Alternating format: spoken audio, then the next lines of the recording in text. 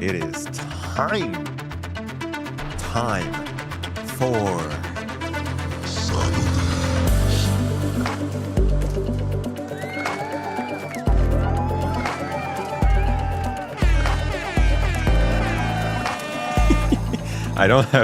I only have so many hands. I couldn't actually, wait, am I still? I can't hear. Am I still? Okay, I'm coming through normally. I couldn't even tell if I was actually making the noises or not. What'd you say? Oh, wait, it's Friday. It's Friday! What the heck? All right. Just to give you an idea of just where my head is at. Wow. I guess it's Friday? Nobody told me. Anyways, hey everybody. Welcome in. Hello, how you doing? Good to see you. Welcome to Fridays. We got some fun stuff to go over today. We've got, my bad. We've got some interesting things going on. I was going to take us through the monthly report for April, which Friends has some good stuff on it. Some feature development, new ship development, the stuff that went on in the company in April that we don't really get to hear about otherwise. But in these monthly reports, we do. So we're going to touch on that. It's got a lot of core gameplay in it as well. But also, I just saw before I got into this that a patch watch has released. And patch watches are kind of important because, well, there's not as much news coming out as there used to be. So these are more interesting. But also, these are the parts of the updates that you don't really hear about that aren't on the release view. The small changes that you might not notice if you're not tied in at every little possible update to Star Citizen. So we'll go over this today as well. But first, hello. Hi, everybody. It's Friday. It's Friday! Yeah, that's right. Let me hear. Dude. Love it. Friday's a fantastic day because when you're done with Friday, Saturday is there. It's like the opposite of Sunday. When you're done with Sunday, then it's Monday. Oy. But we like Mondays because we're positive here, right? We're positive, great, super happy and excited people. How have you all been this week? How is your week going? It's been so long. It's been a couple of days. I feel like I don't know like what you guys have had for dinner or what you've been doing with your free time or who pissed you off at work. And I feel like we've lost some connection. How's your day been going? How are things for you? Tell me something good about yourself. Echo, good to see you in chat, dude. Long lost Echo. Hope you're having a good old time. Finally turning off the voice jump. All right. You know what they say. Comments about the voice changer. I mean, the voice changer goes back on. This one's for you, Gazlaw. Wait. Sorry. Galawelawele. Not Gazlaw. Because I use it so sparingly, if somebody calls it out when I use it, I'm going to turn it back on. Hello. Maverick, appreciate you, dude. As always, out there dancing. Good to see you, dude. Thaki, Zero, Bert, Azrin. Welcome in, folks. Kangaroo and Vasson. I hope you guys enjoyed the podcast with Morphologists. That was a good long while. Oh, you meant that was off. All right, he got me. He got me with that one. Oat Night. Hello. Hi ho. Wait. It's not nice. Mad Rhetoric. Good to see you. Welcome in. Yeah, it was wait. Oh, Unloading Whale. Thank you for dropping memberships in the chat. Getting us started off on Toast Gang. The gang. Hey, look, Toast Gang's got a tree next to it now. We're healthy individuals in here. We're a real garden now. There's actual green in the room. It's not just me. Well, my head. My head is red, I guess. Thank you, Unloading Whale. Unloading Whale. Unloading in the chat. Sorry, I gotta say it. Pooche. Oh, it's Pooche. Hey, good to see you. Thank you for subbing here. 3 months on tier 1. Much love. And Zero, thank you for the tier 1 sub, 7 months. Appreciate you as well. Keeping the stream going, keeping the info coming. Thank you guys. Druid, good to see you. Avocado. R. Name's just R. I like that. Certified Gumbo. Welcome in, dude. Void Games, Mad Rhetoric. Arctic Wolf, Saffin. Hey, y'all that just got a membership from Unloading Will, make sure to give them a thanks. You can fully power shields and most, but all 3 pips in a hammerhead. I'm not gonna lie, I was not paying attention to that talk. But I'm glad it is. I'm personally of the belief that capital ships are not good enough either. But that's a whole nother talk. Put your name on the board or you will take it up with my top 5 on MySpace. Dude, you haven't expanded it to top 20 yet? You're still that exclusive? Nonsense. Galloway, feel free to shout if you need the secret code.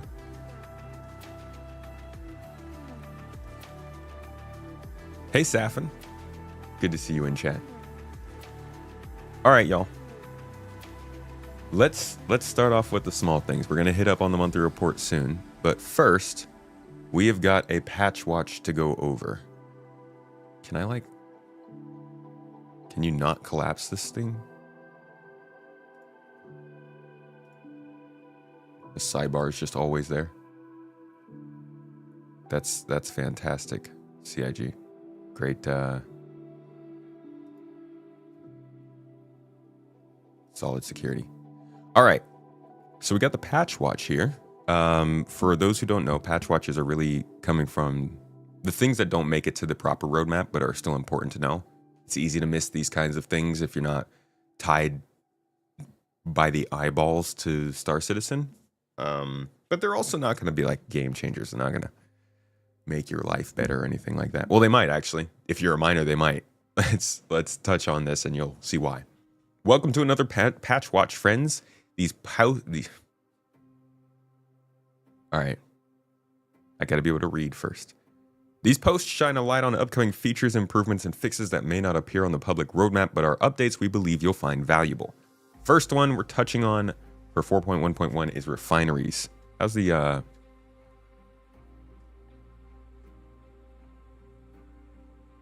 Dude, oh my god, CIG.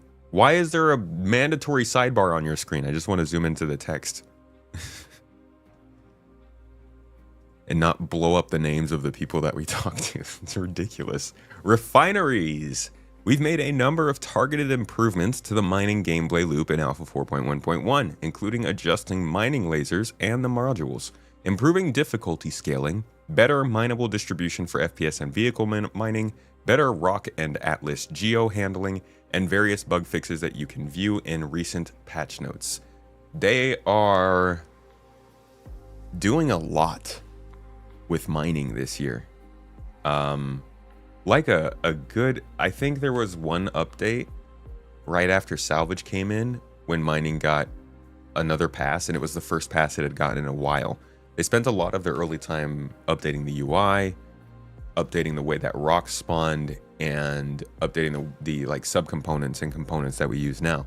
But there wasn't a lot of sort of quality of life and polish over the last few years, and now they're just hitting it this year constantly. I think obviously it's part of this overall push to get the game up to a better standard, but I do think that this also will feed into crafting, and they need to have it in a good place before we can get things like crafting going. Among these quality of life updates, refineries can now refine output directly into your local inventory. So you no longer have to... Where did it go if... Wait. Oh, because originally it would refine it and then you'd have to go down to the refinery and pick a place for it to go? In the meantime, ore bags will now properly attach to cargo grids and freight elevators. That's the big one, really. I think that's the biggest thing I've seen in mining in a long time. This has been absolutely wrecking the mining community, and I'm sure Red Monster is through the roof with this kind of an improvement. I mean, the whole community, I feel like I've seen is absolutely elated with the ability to literally just put a mining bag on a cargo grid. Good for us though. It had to go directly into the cargo ship. Oh, okay, I see. So you can put it in the inventory and now you can choose where it goes after that.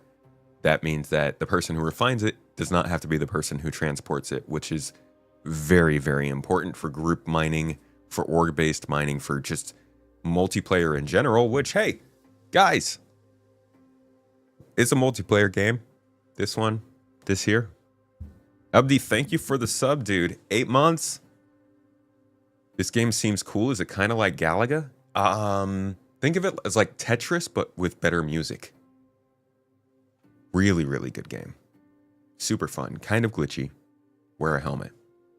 Seriously, thank you, Abdi, for the support. Thanks for being here. And can we get a shout from my man?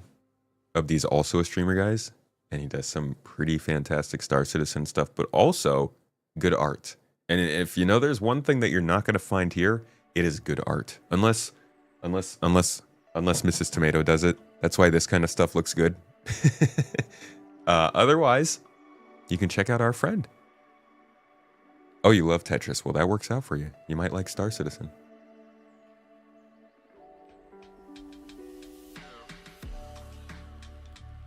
Zoom into 150 on your browser. What am I at? I'm at 110. What the? 150? That doesn't work.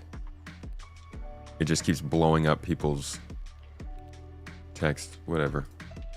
Well, we doxed them anyways. All right. Next up.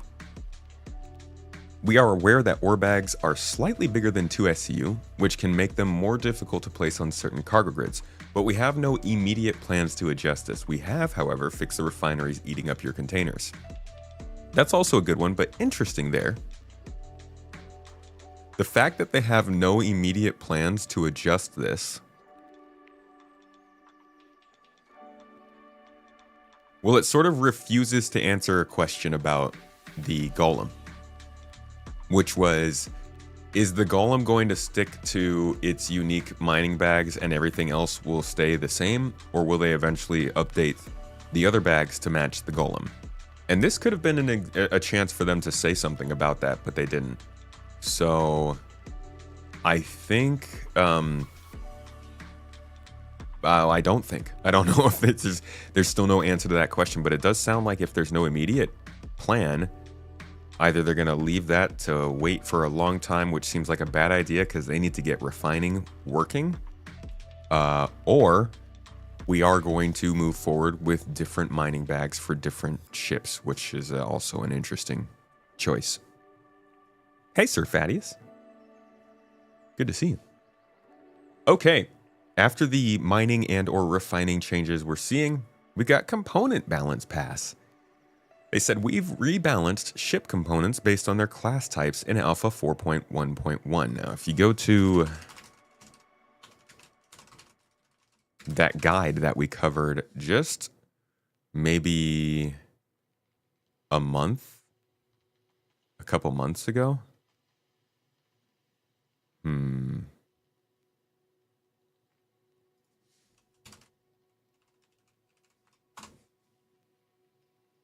It looks like, no, that's not what we want. Okay. Well, that's not good. Well, there is a guide that they put out, and maybe if we go to...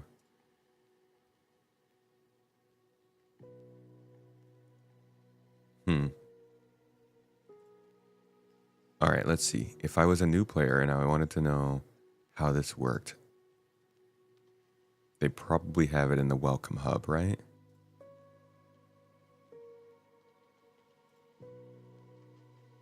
No. How to land your ship, shopping, commodities. No, I don't think they... Game support. Personal inventory, renting ships. Buying ships. Quantum linking, Toby. Bro.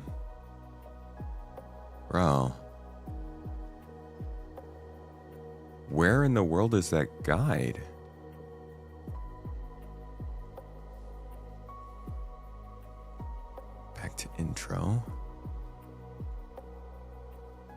Handy hub, explore,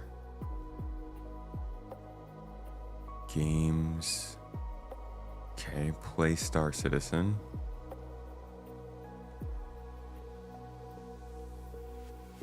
I mean, this would be a more advanced guide for somebody to find, but where did they even put it?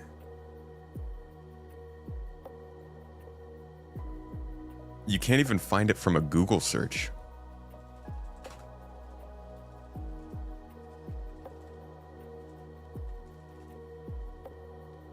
Is this it? Okay, I think this is it. Yeah, this is it. So this is dude, they need to make this easier to find. It's in the comlink transmission section. Oh my God, they don't even have this in the FAQ. Wait a second.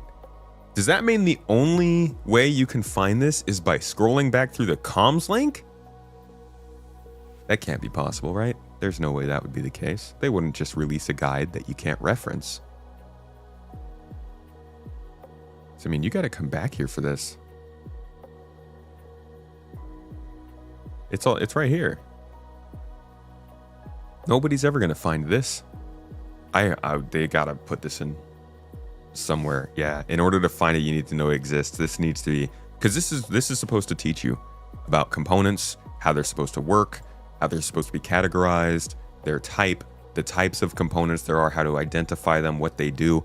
All of this is official from CIG, and it's meant to be what we know going into engineering be released.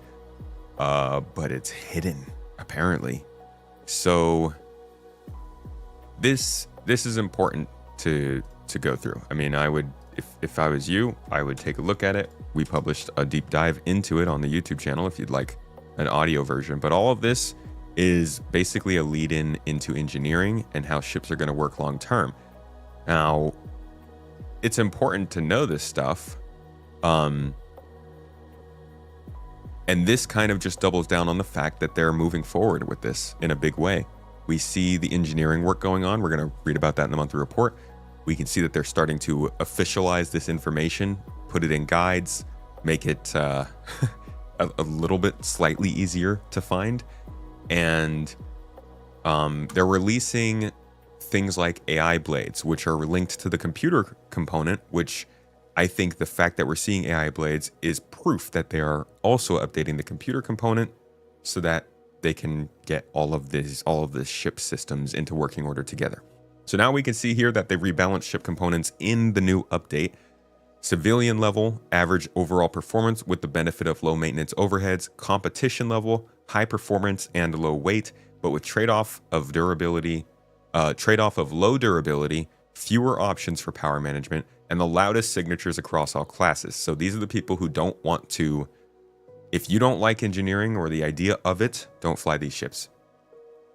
They're low durability, they'll take more work to keep running. Industrial ships, heavy and power hungry, this class excels in durability and heat management and also has lower maintenance costs. If you hate the idea of engineering, industrial components will be for you because you won't have to touch them as much and they won't break on you. Military ships, extremely durable and highly configurable, with the loudest output of any class at the cost of significant signature admittance and power consumption. Again, durability. If you hate engineering, there you go. Stealth, components that are most fragile, and their output is in the middle of the pack. However, they consume very little power and have lower minimum power consumption and produce extremely low signature emissions. This reduced minimum consumption makes them more flexible to power management, allowing you to easily adjust their settings without overburdening your power pool.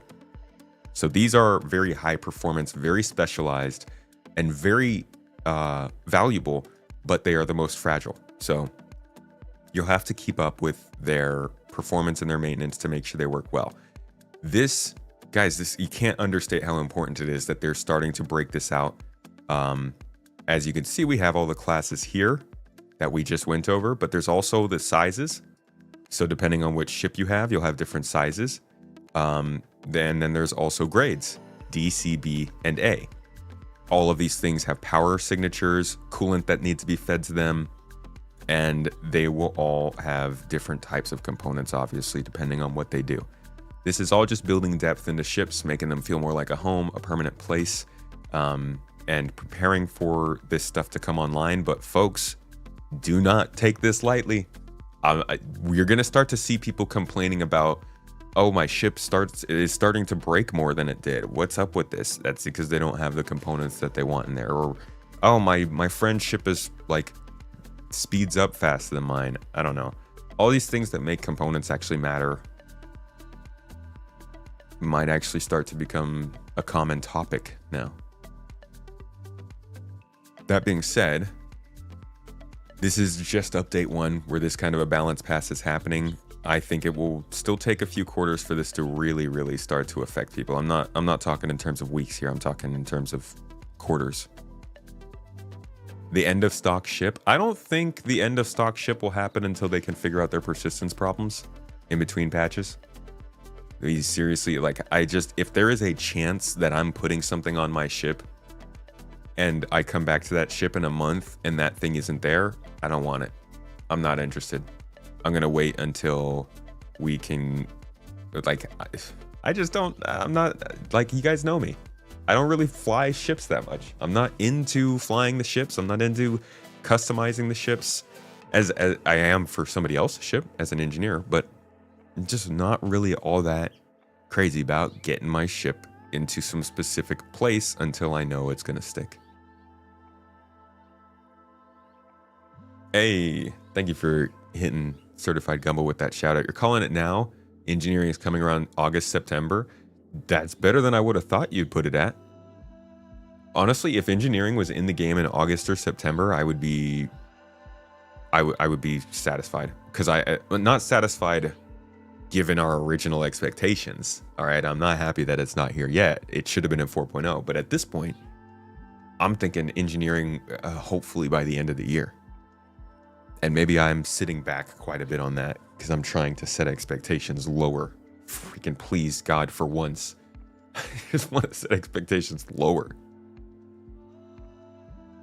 Gaming, does that mean you don't support component loss on ship loss? Component loss on ship loss? No, I do.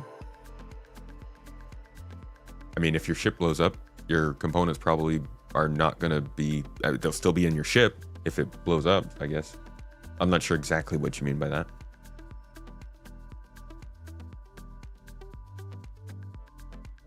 You need an engineer for your Perseus coming in IAE? Well, from what I've been told, sorry, but nobody wants to be an engineer, so you might be at a loss there. You've lost 15 million each patch since 4.0. Tired of losing components and looting abandoned ships. It's pointless. Nothing persists. Yeah, they got to fix that. Gumbo, you say that because of the monthly report? Monthly report made you feel a little better about it? Honestly, I'm surprised that when they talk about, I think it was FPS scanning and radar, they're like, this is polish. That's good. I like hearing that. But we'll get to that. We're still talking about the patch watch. Let's keep going. Shield generators are getting an update in 4.1.1. Civilian level shield generators are going to have average stats across the board, reliable and easy to maintain. Competition level shields are going to be excellent at shield regeneration and have a rather quick reboot after collapse, but they're going to have a lower max health. This is perfect for hit and run or short reactive engagements. Industrial shields are going to have the highest health pool among all classes.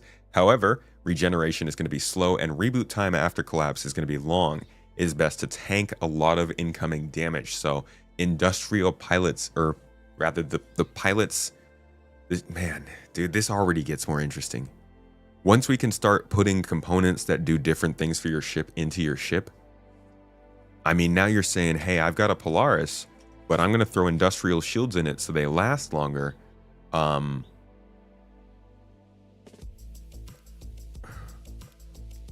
They're not as strong. No, I'm sorry. Yeah, they're stronger than military shields, but they have low regeneration. So like you can then strategize. Maybe I want a ship that can sweep into the battle, take all the damage, distract everybody, really like aggro everyone, and then move out so that it can regenerate without taking the rest of the damage, giving everybody a little bit of a break. That's just like one of many strategies you can come up with when your components start doing different things. I love that. All right, military shield, strong in both health and regen, making it a go-to for direct combat. Downsides though are they include a longer reboot time after collapse. And then there's stealth shields, the lowest health and regen rate, but reboots extremely quickly. Great for skirmishes or situations where you need to get in and out fast. So the other thing I want to see them do with these shields is, this is such a hard thing to figure out. I feel like shields should be very powerful and give us a long time to react, kind of like they do right now. And then armor should also do something similar, because the more you diversify shields, the more there needs to be a range of performance times they can have, right? If you're applying the same DPS to shields, let's say you have the lowest grade civilian shield and the highest grade industrial shield, there should be a huge gradient in the amount of time it takes to deplete those.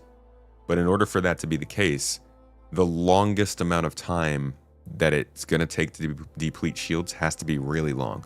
And I realize that sounds bad because then it makes everything sound like it's going to be a bullet sponge. Everything's going to take forever to kill. You're just sitting there holding the trigger. We've seen it on this stream. That just gets kind of old. So I think a combination of doing that, but also focusing on the shield face gameplay and having to focus on a certain shield face, and then making components able to be destroyed, could make this really interesting. I wouldn't want to see them diversify all this stuff or make all these specific adjustments and then not have them actually be that different in practice. So I hope these are noticeable changes, even in this first update. I hope that we are starting to hear people say, hey, I'm noticing this about my ship. What's the solution? And then people can come out and say, try these components. And that person can try those components and be like, yeah, that worked. That's amazing. That's a new step forward for Star Citizen. I mean, I know they've had some component customization over time, and we've been trading things out over time, but I've never felt like they had a good balance in mind or a good way forward for how it was going to work. Everything they did always felt like they were just going to do something else the next patch. And what they've been doing in terms of balance and adjustments for ship gameplay feels like it's more focused on something we can actually rely on. So I look forward to seeing how this segment is received. Next up, we've got Wiccolo currency and emporium expanded. There are new rewards available through Wiccolo missions. You're also going to find new items that our Banu friend is especially eager to collect. He wants juvenile Valakar fangs collected from dead Valakar, guild scripts found on high-profile NPCs and in various interesting places. You also get these as rewards sometimes. Had a video about this on Space Tomato. I would check that out. It's a talk about physicalized currencies and what they can do for Star Citizen going way beyond 411. We're also seeing Ace helmets, which can be collected from Ace pilots that you have vanquished in patrol and ambush missions. The higher the difficulty, the greater the chance of spawning an Ace pilot that can be looted for extra rewards. We went over these missions yesterday that are getting added. You can check that video out. Pretty cool, but there's nothing specific about these helmets yet, I think. I cannot wait until we start seeing helmets that have... I think they said that pilot helmets are going to have the ability to cast MFDs while the other ones wouldn't. But I'd also see maybe some better targeting that you can get from having special helmets. But they haven't said anything about that. At least not for this update. We do not know when the update's coming out, but I'm doubting it's going to be today. All right. Once you defeat an Ace pilot, a voice line will suggest searching their body, where you can find 3 guild scripts. Wiccolo the Collector values these scripts highly and offers exceptional rewards for return. Wiccolo's Emporium's upper floor is now open to the public. I guess if you're from England, you would call that your first floor. Weirdos. Have fun exploring this mysterious new space. That's cool. Wonder what'll be there. Who's this? Is that Chris? Improved looting. We have not heard anything about this before. We've polished the looting interaction. The F prompt will now smoothly appear on the closest available item or corpse you're looking at without the need to wiggle around to find the right angle. Oh yeah, I saw somebody showing this on a quick video on Reddit. I think it was a week or two ago. So we know this has happened.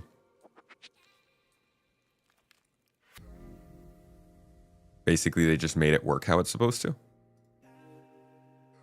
I mean, I'm not like not to crap on the devs' work. I appreciate this fix. It's always better when it's performing better, and the fixes come over time to make them do well. But we were told that these kinds of features were going to be dropped into the game at Squadron 42 polish level when they first showed them off at CitizenCon 2023. So it's kind of like, okay, this is the feature and the quality it was supposed to be at in a year ago in 3.23. But hey, I appreciate the added functionality. I do. Accidental pickups that previously caused chaos, like dropping your fully modded weapon into a pile of loot, should now be a thing of the past. Anything really that makes stuff work better when we're physically interacting with it would be great, because you still don't really know if you're going to hand your pen, that med pen, put it on the ground for your friend to use. He's bleeding out. He's at 25%. You can hear him over there.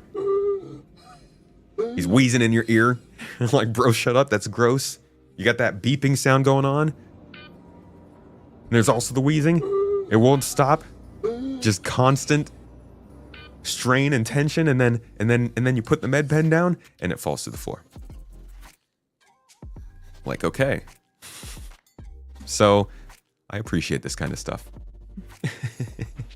You like that wheezing? I gotta have my Star Citizen distress sound effects on hand because I'm in so much distress all the time. All right, the Argo RAFT is getting an update.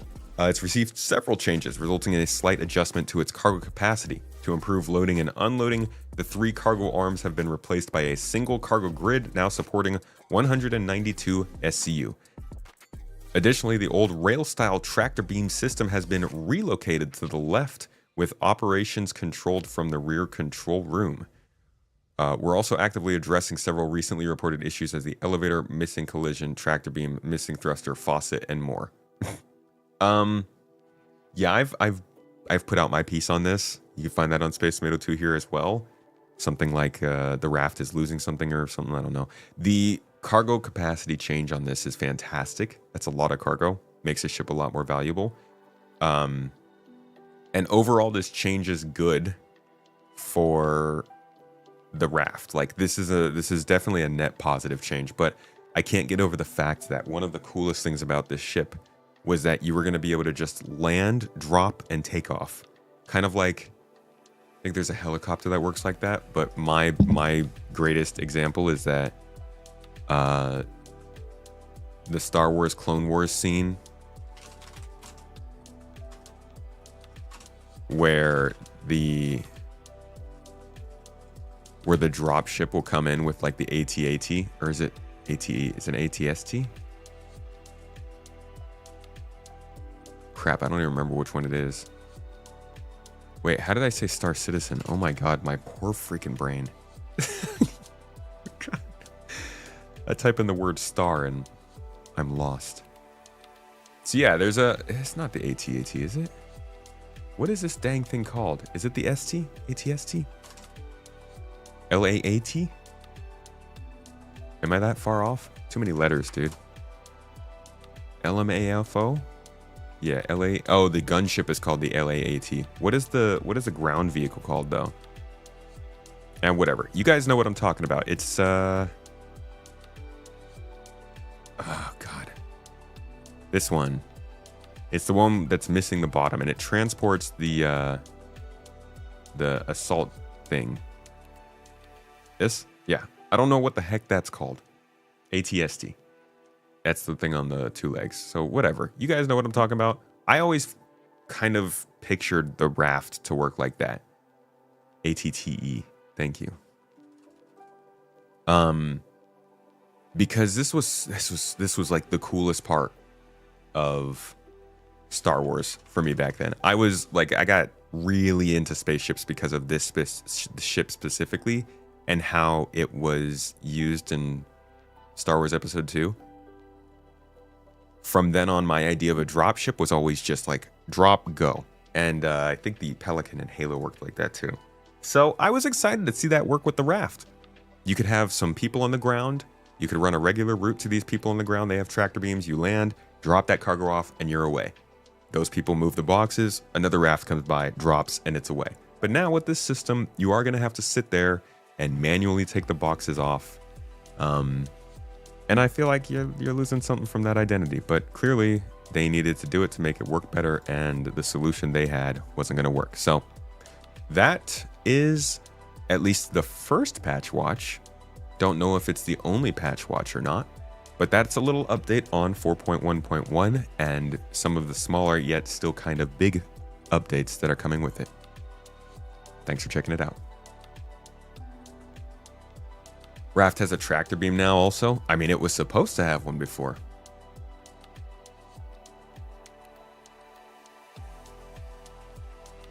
Your favorite Star Wars ship is the Y-Wing? I think my favorite overall is probably Slave One. I like a lot of Star Wars ships though. They make cool ships. They could still implement that on the Raft.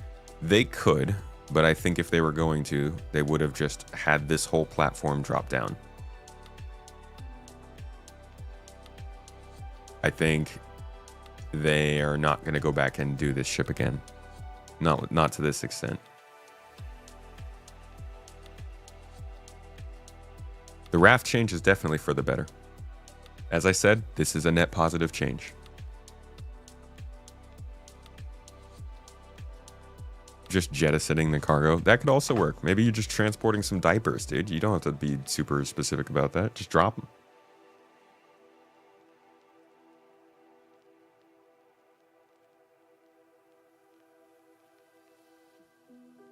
All right. Now I'm going to eat some candied peanuts, and then we're going to talk about the monthly report.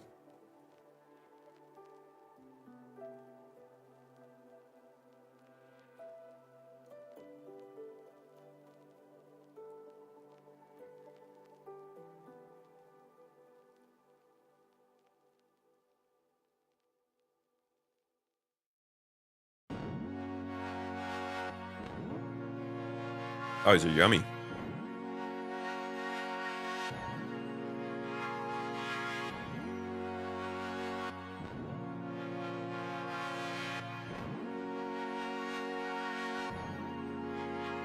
Ooh. All right. Let's talk about... No, they're not homemade. Very yummy, though.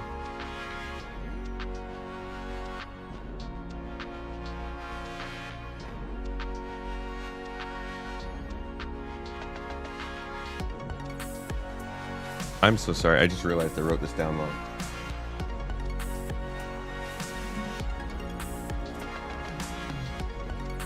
I got you, dude. Out here making unloading whale look bad. Alrighty. Modern dropships have to be offloaded. Well, yeah. You just want a capital ship where you can launch multiple medium ships or a couple large ships from its hangar and do epic missions with other players or orgs. What about the Idris? I think you can fit like 2 Valkyrie-sized ships in there.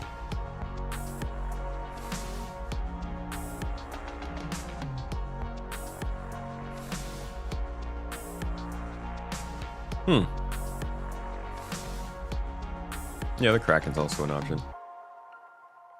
No, we did not just start. We've been here. We've been talking.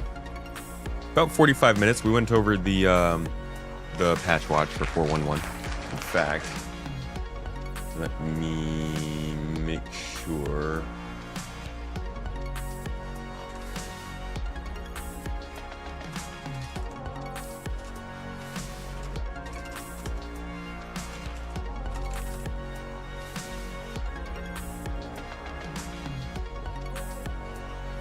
Is my favorite in real life helicopter the Sikorsky S64. Dude, there's no way I'm gonna know what that is. S64. Yeah, that's kind of the one I was talking about. These sorts of helicopters. Basically a crane, yeah. We need quick detached drop ships that just hover and drop the vehicle straight off the bottom. Yeah. Imagine also, like, they That would have been cool if the raft just had a way of also grabbing ships too.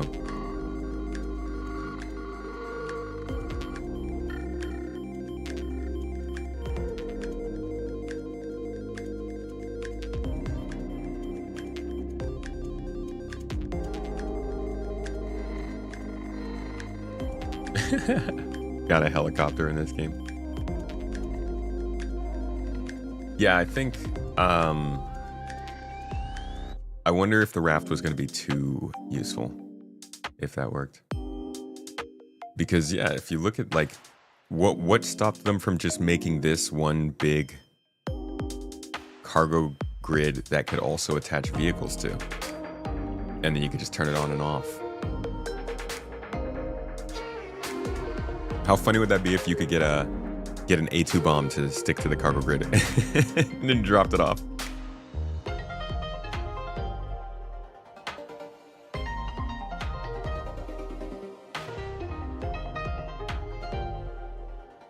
Don't talk to me about hover mode. Don't do it. All right, y'all. It's that time of the month. That good time where we get to look at what happened in the previous month in Star Citizen's development. We're talking AI news, we're talking about new ship stuff, and most importantly, the part that really matters are these gigantic core gameplay sections. How are the features being developed, the ones that we aren't getting to see because Inside Star Citizen has been neutered? Talking engineering, the flight model, quantum travel, crafting, base building, FPS scanning, and all those other interesting big ticket items. Of course, we'll also be touching on narrative, R&D, mission design, all that kind of stuff, but there are definitely highlights during these videos. If you want a better kind of like short summary of that interesting gameplay part, that'll be available on the main Space Tomato channel, Space. But this is your overarching view, details and analysis, and my own sometimes useless commentary on what's going on. Hope you enjoy. Let's drop in. Starting with AI content, what we have here. AI content spent the majority of April preparing the release of Alpha 4.1.1, including the communications that players can now receive from mission givers. Oh, we'll hear more about that a little later in another category. Although seemingly straightforward, the underlying tech required to implement this within the various connected systems was highly complicated. The team also supported this development by preparing the captured audio and animation files in DataForge so that designers could implement them into the mission logic. See, it's a bummer to have to read about that in the monthly report and not hear about it on ISC or Star Citizen Live and like hear the devs talk about why it was so complicated. But at the same time, I understand they don't want to use dev time anymore to go on camera and talk when they could be building things that are very clearly feeling the deadlines on at this point. So this is like one of those knock-on effects of the game having taken too long. We can all say that we're willing to wait until it's done, as far as like we are as fans, but a large amount of people want to see it move forward. CIG themselves and the outside investors want to see Squadron 42 released. So at some point they are starting to have to scale back how much they can like dive into the details of this stuff. Which was, I think, the best part of this. Like, learning about the development has been, yeah, the best part of following this up until now. I look forward to playing it. But I don't think I ever would have had this good of insight on how a video game can be made if I hadn't followed Star Citizen. Continuing on, the team also supported this development by preparing, you already said that. In keeping with the general directive of looking for more ways to convey the PU's overarching stories, the team worked on a new approach that, when implemented, will be an exciting new way to update players on storylines and events. Okay. New directive of updating us on stories. Assuming it's not the Galactopedia or the journal, because we already know about those. Wonder what that might be. AI content also continued to refine NPC behavior packs and prototype lines for design to incorporate into future missions. Once refined, these scripts will be improved for capture. On the feature side of the AI teams, last month AI features focused on refining the juvenile Valacar. Improvements included changes to its idle roam behavior and navigation mesh to reduce the likelihood of it getting stuck. A cooldown was added to its melee attacks, with the creature now re-evaluating targets during the cooldown. Issues were fixed with the Valacar not looking at its target when emerging from the ground too. So these Valacar were dropped into the game incredibly basic.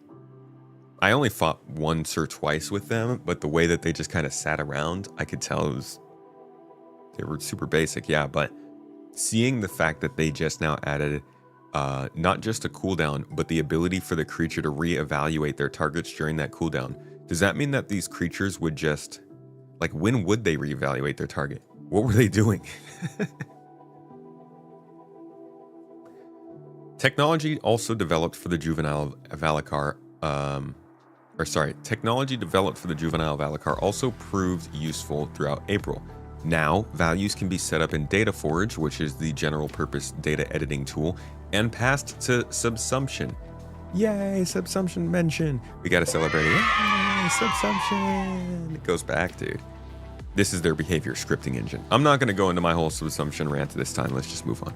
Previously, these values would be set up in Subsumption itself, meaning that it was hard for the designers to adjust the setup and create variations. By exposing more behavior values such as attack ranges, timeouts, and the use of specific melee and projectile attacks, the designers can now rapidly create variants for specific scenarios and gameplay needs. Okay. So they can create variants of the same enemy.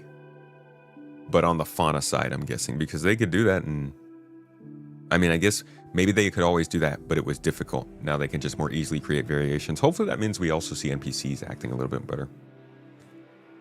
We need spaghetti code visuals. Sorry, man. No pasta today. All right, for human combat AI, focus was on first reactions and escalation, including resolving bugs with the new system, adding and refining new reaction wild lines, and implementing new methods for controlling which events NPCs respond to. The latter is useful for specific combat scenarios where NPCs are required to focus on a specific task rather than getting drawn into combat. That'd be great to see more of that in missions, NPCs that are trying to do something and you have to stop them. Refinement and polish continued on compromised cover reactions, while new prototype technology was implemented to lower weapons when friendly fire is detected. All right. AI from the Game Intelligence Development Team. This is more your AI R&D kind of stuff. In April, the Game Intelligence Development Team worked on various star script movements, including allowing users to right-click task extension links and search for an existing task to connect it to. Users in this case is a developer in CIG. They are talking about a tool that they're making so that developers can more easily use it to do the things they need to do. They also added edge scrolling to the editor then when dragging links, and implemented the ability to add a task between two others without manually reconnecting them. For StarScript, the first pass on master graph visualization and editing was completed. GID also delivered, that's Game Intelligence Development, also delivered their vision for a new tool currently called the Density Profiler. This prototype will help validate the visual presentation of the tool, the use of thresholds on metrics, and how to interact with multi-resolutions. Okay. Finally, the team continued their research discussions on the mission system. The objective remains to provide the designers with tools to help them easily create entertaining missions for players. We like entertaining missions. I think they're doing a decent job on missions this year, especially compared to previous years. Looking forward to it continuing. And hopefully it sounds like we're getting more in like subsequent patches. AI tech team. This is the AI stuff that gets worked on that's usually the furthest away from getting to our hands, although sometimes there's small level tech that gets through quickly. AI tech progressed with the Pathfinder system, making various improvements and cleaning up requests involving multiple start and end locations. Based on a path's start orientation, The devs can now readjust the initial animation for better continuation when exiting a usable. For the movement system, okay, this is a big one. AI tech are improving chase target requests to allow the chasing of ground vehicle targets alongside NPCs. Ooh. Chasing of ground vehicle targets alongside NPCs? The challenge with this is that the position of a ground vehicle could be outside of a navigation mesh triangle. Okay, so this is like getting AI to chase ground vehicles? Basically, like if we get into our Ursa, there's a chance that they'll follow us, maybe? I think I'm reading too much into that. On the Subsumption side, the team continued to create a synchronizing and serializing Subsumption behavior state and behavior variables. Subsumption. On that previous one about the vehicles moving, I don't think that's them chasing us away from locations, because I think that's not just ground vehicle related. I'm not sure what that is, but maybe somebody in the comments can tell us. Multiple improvements were also made to both triangle meshed navigation and voxel 3D based navigation. For triangle mesh, triangle generation issues were fixed that were propagating problems into pathfinding and navigation raycasts. For 3D voxel based navigation, the team began utilizing the resulted voxels and mesh to improve ship AI collision avoidance. Yeah, we need to see AI navigating in space in this game. Whether it's in ship or EVA, space feels dead, and it's only going to feel more deader until that happens, because they're adding more and more NPCs into ground locations and ground vehicles and turrets and outposts and all this stuff. And then we fly up into space and there's nothing.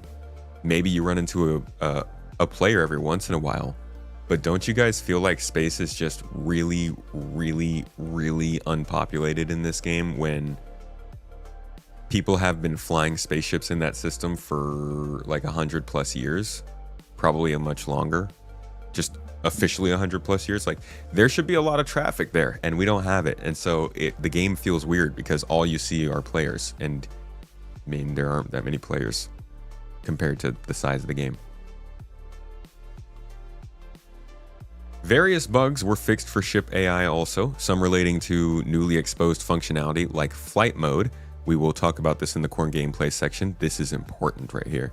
And spawning or despawning of voids. Improvements were made to cover generation too, such as excluding door entities from the cover generation process and reducing the amount generated for long walls. The team is currently checking ground surface inclination to discard cover in areas that are not almost flat.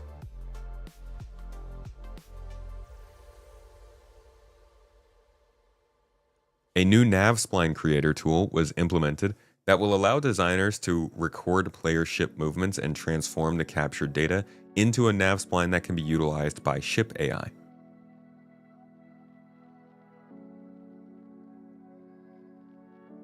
Whoa. I wonder how robust that is. I guess it's just talking about splines and not behaviors, but I'm just thinking, could they like use player data for that? Can they capture player data and aggregate it into the ship AI so that the ship AI can work on whatever it is that it's doing already, but maybe make it look a little more, actually no. If anything, we want them to look more AI landing. Players suck at landing. They also talk about this during the core gameplay section too, so we'll get to that. Starscript functionality was also extended as requested by the designers, creating new missions and behaviors. Cool. Yeah, it's going to lead to a lot more crashed ships if they do that. Animation team. Last month, the animation team continued to support the studio-wide initiative of focusing on content for the PU. They also, what does that mean? They also progressed with the Valakar, supported various new mission givers and world NPCs, and began working on a new creature. Ooh, a new creature, another type of cow. Art from the ship side. All right, folks. All right, file in. This is where it gets interesting. This is where most of the excitement for these reports comes from. It's not even the full ship section. It's just the art section, but still, what's more fun than art? In the EU, the vehicle team, the ship team, whatever you want to call them, focused on closing out tasks for Invictus launch week, including 3 new ships planned for release at the event. The MISC Starlancer TAC was also completed for its upcoming flyable release. They just showed us these 3 new vehicles or ships. I mean, they say ships, so maybe there's something else. But we saw at least 2 of these vehicles in ISC. That is the Anvil Asgard, which you can find... Oh boy, there are probably easier ways to do this. Robots. So we can see them here. Here's the Asgard. Is the new ship from Anvil. It's mostly looking like a Valkyrie. You got a little bit of a different thruster orientation. I think this is maybe missile turret on the top or something. I don't know. There's stats about this out already. I haven't looked at them, but you can see the ship here. So this is one of the ones they're probably talking about. And then another one would be the new Guardian MX. We could just go to the very end where they show them all.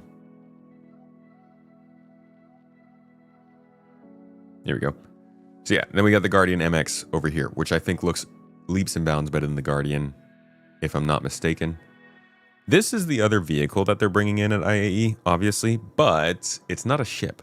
Now, they're a little loose with the way they use these words lately, but I do think that means that there's still one more ship they're going to show. Obviously, they want there to be a surprise. They don't want to show everything all before the event. So I'd expect one more thing. Not sure if it would be, yeah, planned for release, so it'll be straight to flyable. And there might actually even be a concept. Who knows? They might reveal a new concept ship too. Oh, did they put these ships in the PTU already?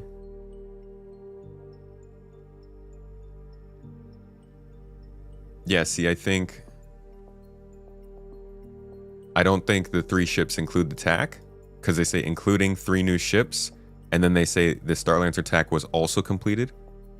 So the TAC I don't think is included in this sentence.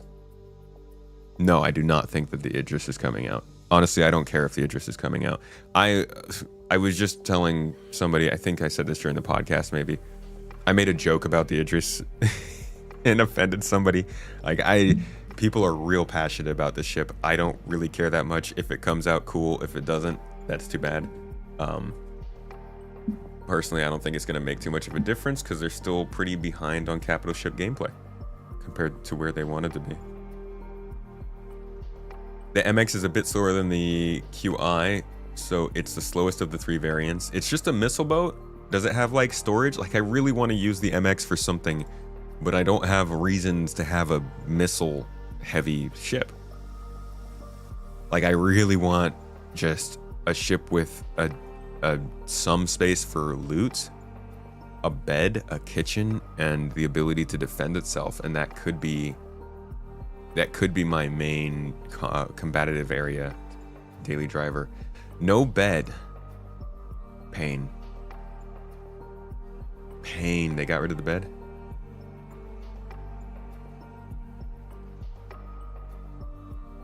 Well, I guess there's always the regular Guardian, right? Doesn't that one have a bed? Seems like it's just an extra heavy Guardian. So my big question is,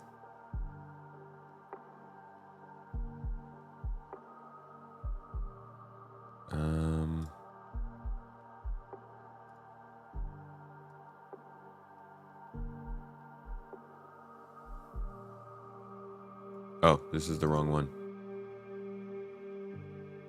How do I go to CitizenCon 2953?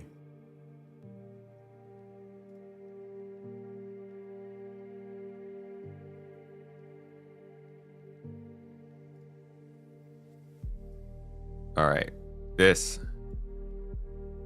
No, that is not it. I was on the right video, dang it. So this was the Guardian, yeah? Oh my God. Come on, back button.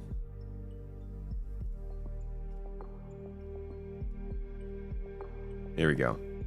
No, this is the wrong freaking panel. Oh my god, I'm gonna die. I can't even figure out how to navigate this dang weird this system anymore. Where's that ship? This one. Is this it? Is this the MX? This is the MX, huh? It's not actually hulking in shape. It's concave. So we're just seeing this from an angle that makes it look thicker. That's why these silhouettes are so hard to figure out. Because this looks like a really heavy hulking ship compared to the normal Guardian. But these aren't actually that thick.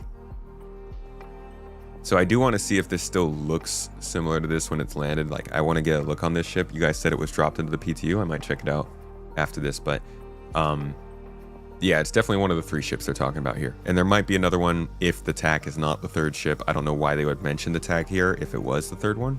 So there could be something else. Alrighty.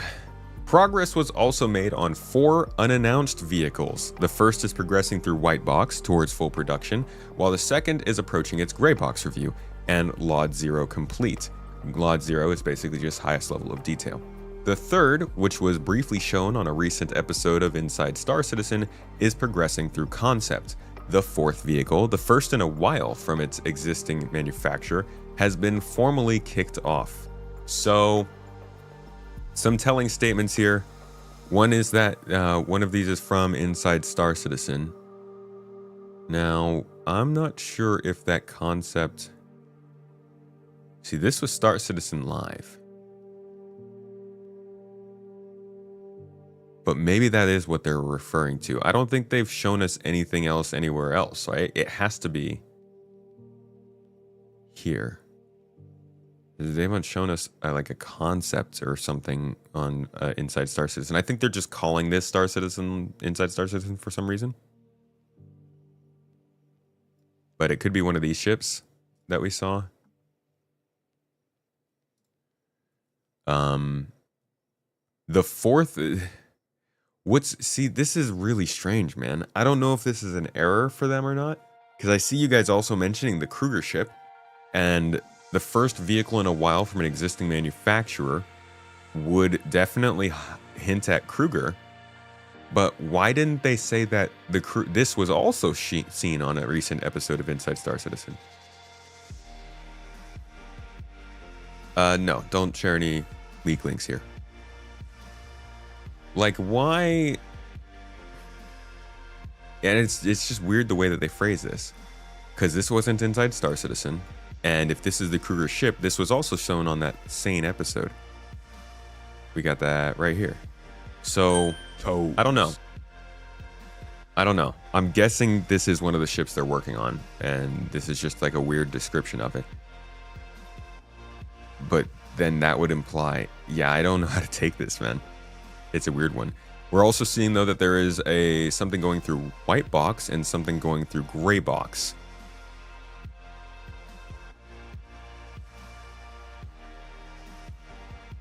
Those very well might be from CitizenCon that we saw at the end of last year. See if I can pull that up. So that could be this. It could be this. Wait, is this the Gray Cat? I actually didn't even confirm that. Is this the whatever it is they're introducing?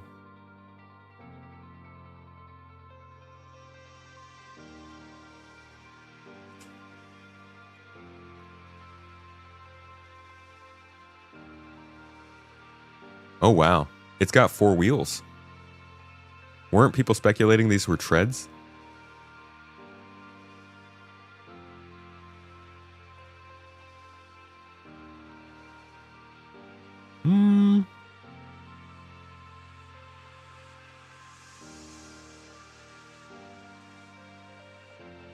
Yeah, it's got the lights. It's got the handles. Did they remove the mud flaps in the back?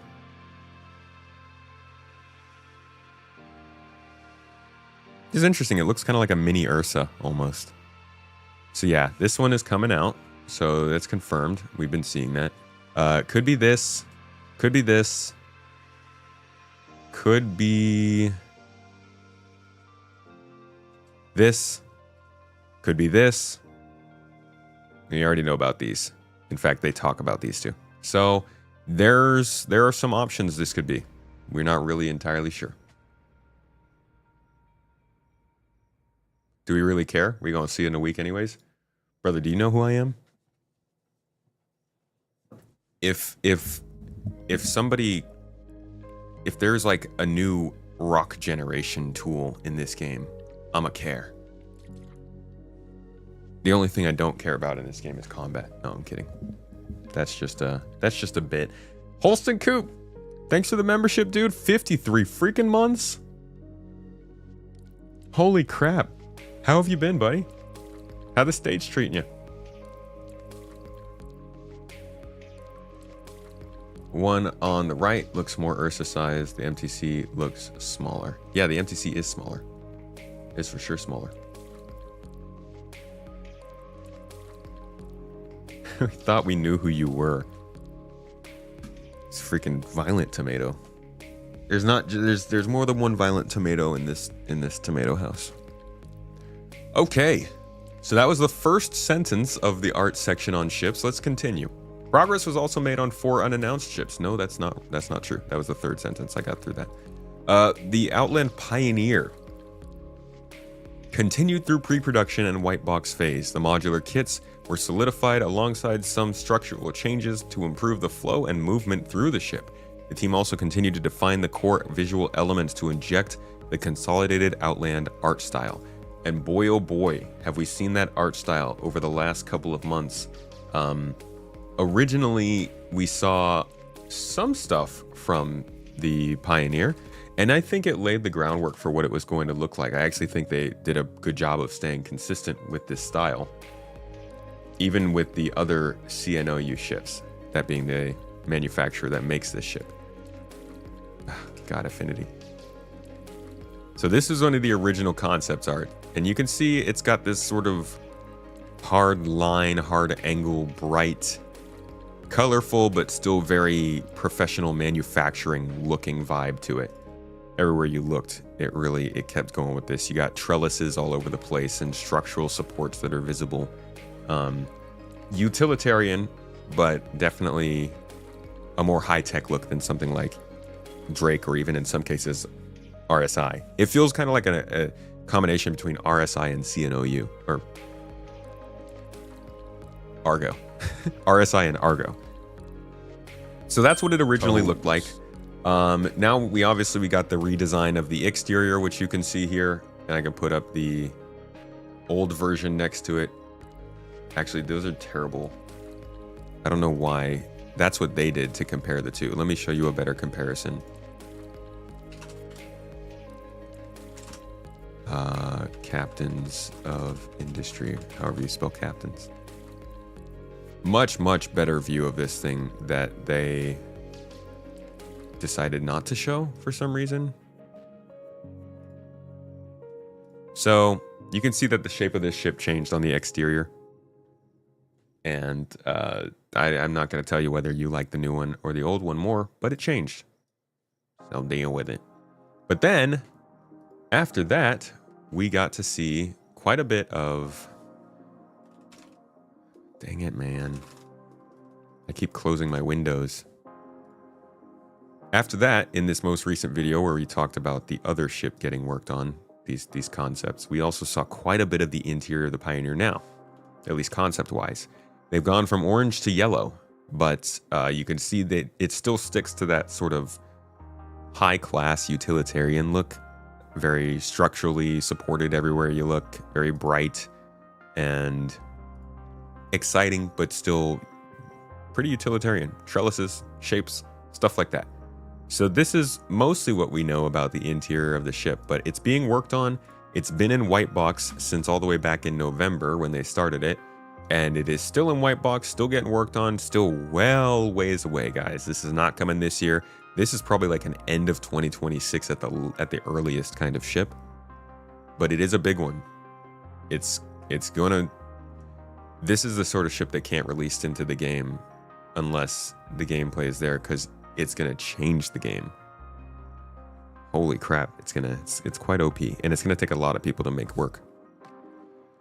On top of the ships that we talked about, numerous paints were also created for new and existing ships for release in coming events. The North American content team began closing out 2 new variants with polishing and bug fixing. An all-new ship progressed too, with recent decisions being made on cargo capacity and tractor beam placement. A new tractor beam focused ship is good fun. It's an all-new ship. Doesn't necessarily mean unannounced, but who knows. They've also got 2 new variants coming out of ships. They're loving their variants this year. Honestly, I see the Asgard as kind of a variant. I know they won't call it that, but it is working off the Valkyrie because it's easier work done, and I'm not surprised to see 2 more variants going through the works. The RSI Apollo continued through the gray box phase with new concepts for the Med Bay area and the bridge. The Apollo is a big crowd favorite, one that has been introduced for quite a while, and I think is one of the more nice looking medium-sized ships in the game. But it relies heavily on medical gameplay actually being good. And as of right now, it's not in the best state. So I do wonder how this ship is going to release and what they're going to do with medical when it does, if they're even going to touch it. And what happens if they don't? Personally, though, I would love to use this ship as my general runabout when I'm out in different star systems.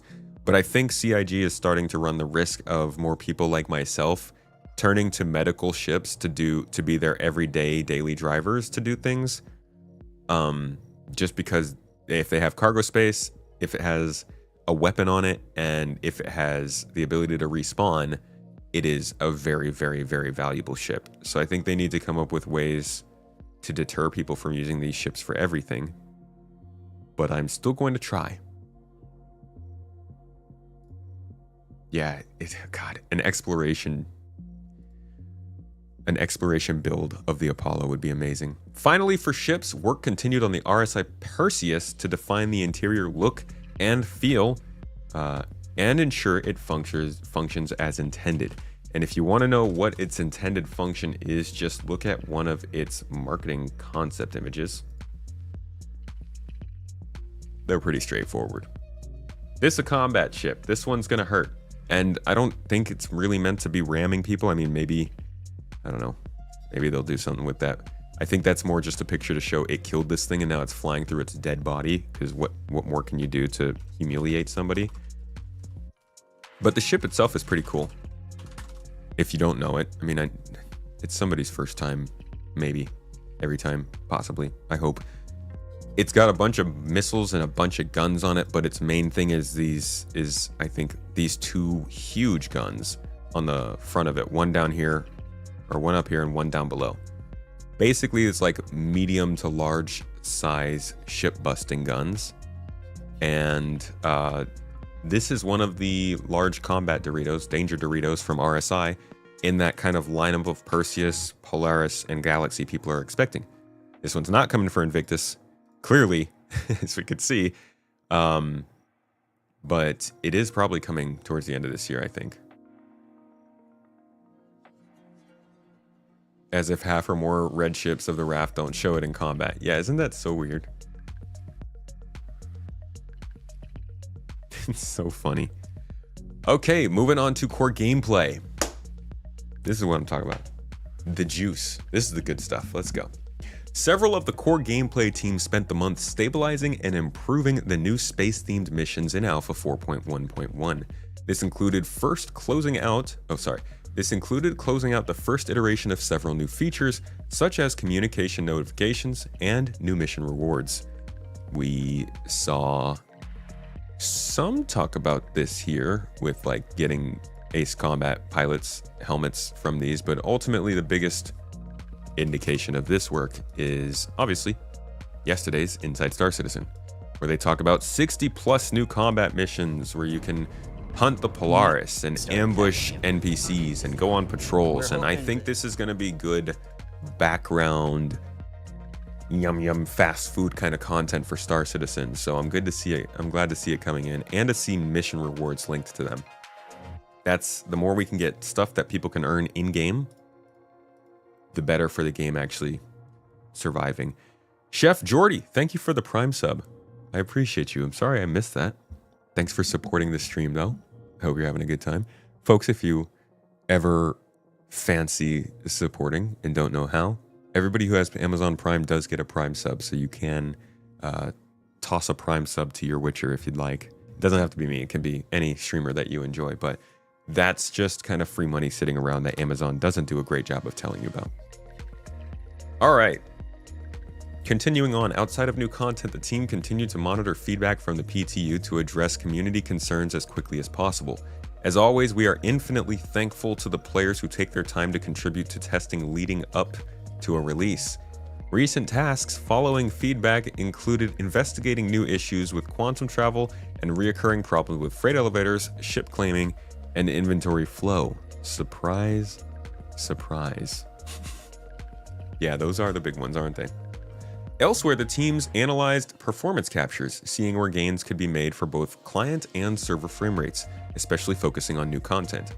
There are several more ongoing initiatives across the core gameplay teams that are either for the next few releases, longer term, or for Squadron 42. However, much of the work done for Squadron 42 will also be relevant to Star Citizen, so these teams work across both projects.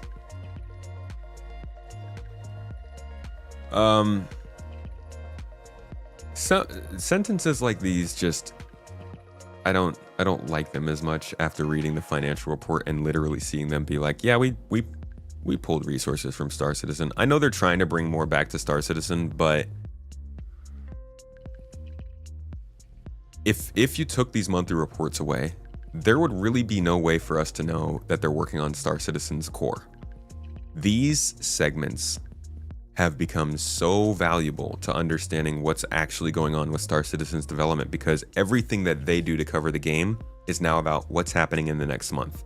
Every show, every Spectrum post, most Spectrum posts, all of these like roadmap updates, even the roadmap itself, all of it is just focused on what's immediately ahead, because I guess they've realized that that's all most people care about nowadays, immediate satisfaction. But as far as like feature development goes and making real progress on the game, these are so valuable.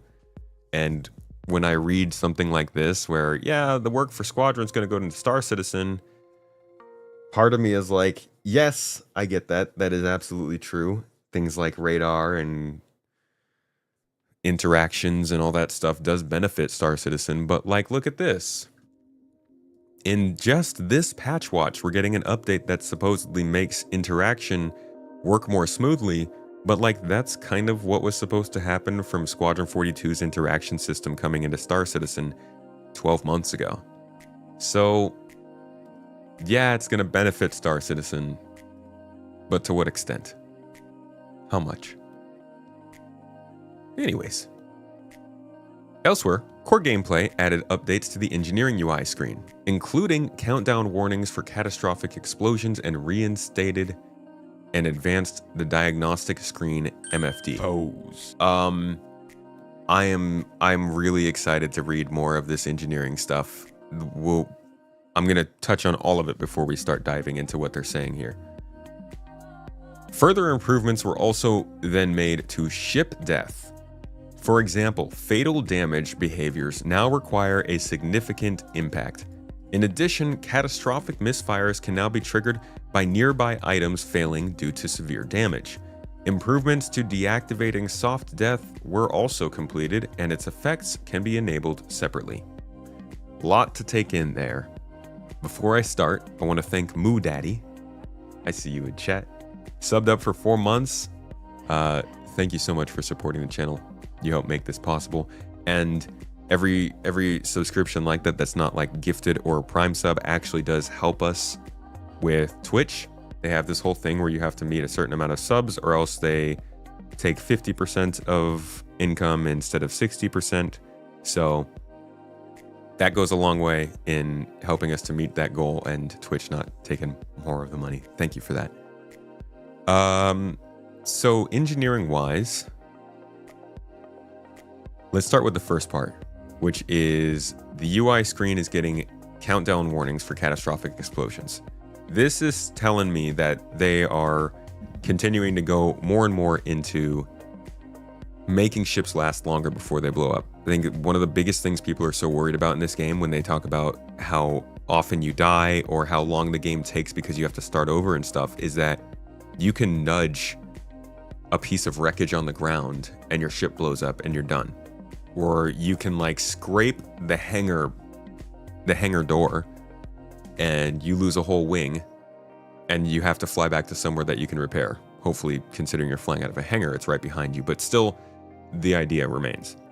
If you take some damage, you either die or you have to go somewhere to repair yourself. And these sorts of things show us more and more how they want there to be less dying. It even continues here. Fatal damage behaviors now require a significant impact. You're not just going to blow up because you got hit by a couple of small things. You got to get hit with like a railgun shot or a size 10 torpedo, or you got to slam into the ground going incredibly fast, that kind of thing. This is also something they've said about death in the game for our character's perspective.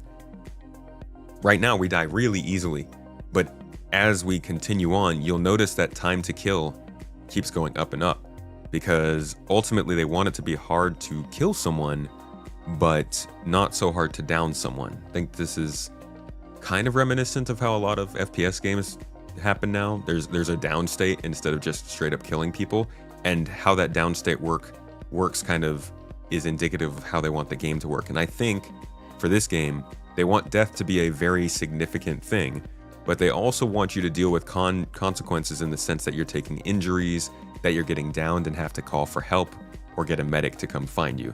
So same thing I think is happening here with ships. They want these ships to take a missile or take some shots or get completely disabled through thrusters, but still have players be able to hop out and do some repairs or call for some friends to bring by a new component, or even have a component in their own cargo bay that they can run down the hallway to, grab that component, put it in their ship, power it back up, and escape before the people board their ship. This is a huge expansion, I think, of what ship gameplay will be, but it's also a possibility that this stuff comes in game and it doesn't work how they want it to.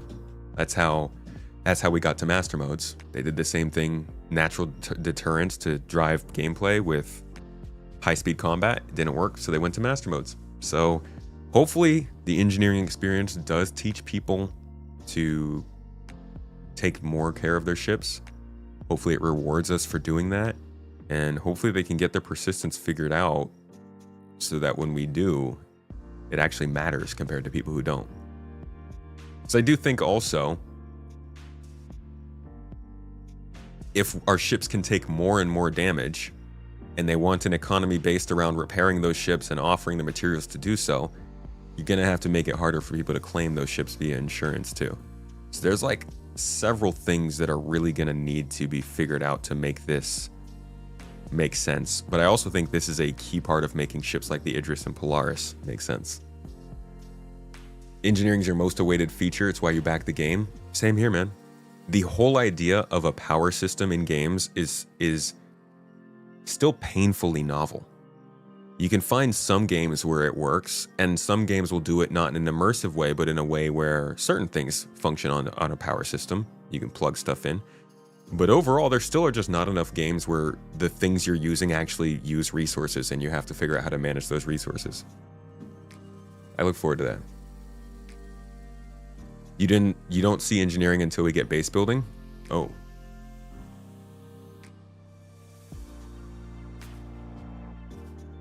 No, I don't think they need it for base building. Or I don't think they need base building for it. It could be helpful to have base building in there by the time it comes in. But I don't see why they couldn't have engineering work in other places besides bases first. I mean, technically we have engineering at the with the relays and power management in our space stations and our outposts already. Hey, just keep building on that over time.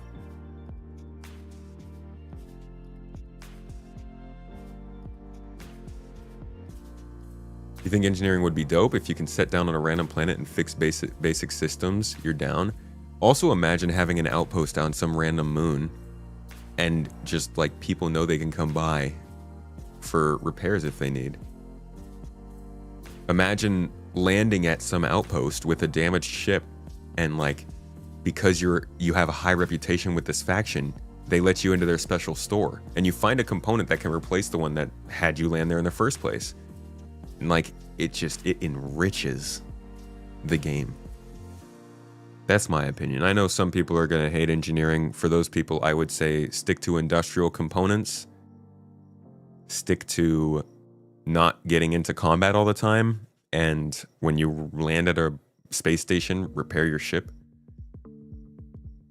To be honest, I think a lot of people think that engineering means you won't be able to get your ship repaired at a space station, but I'm pretty sure you'll be able to do the same things that we do already. Daryl, thank you for the super chat on YouTube, my friend. It means a lot. It helps us out, keeps the stream going. Appreciate you. So yeah, that's engineering, and I think those are significant movements there. Moving on to the flight model, the flight experience, the old master modes. No, that's more than master modes. As you'll hear here, the team enabled the new spaceflight, the new spaceflight mode in their feature streams. I know I said this wasn't about master modes, but I genuinely think that means that they are now using the flight model that doesn't include master modes.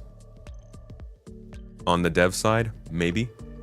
Hopefully, we'll see if that has more confirmation sometime soon, but they might be working on getting that into the game now. What's up, Brig? How you doing? Yeah, dude, we always cover master modes. We love that. We into it. They're currently resolving bugs related to AI ship motion alongside outstanding work on the takeoff and landing experience. We read about that in the AI section. Would love to hear more about the landing and takeoff experience improving.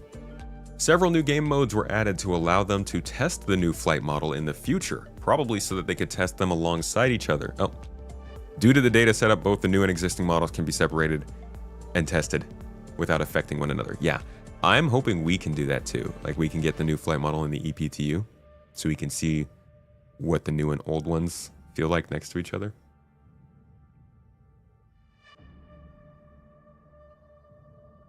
You love that kind of gameplay, but how about other people who are lazy and abuse bugs like glitching through doors to skip steps of gameplay? I think it'll always be a battle of eliminating bugs that people can exploit. But yeah, I mean, I look at engineering as the same thing as you know, your magazine size in an FPS shooter. It's just a way to make you play differently.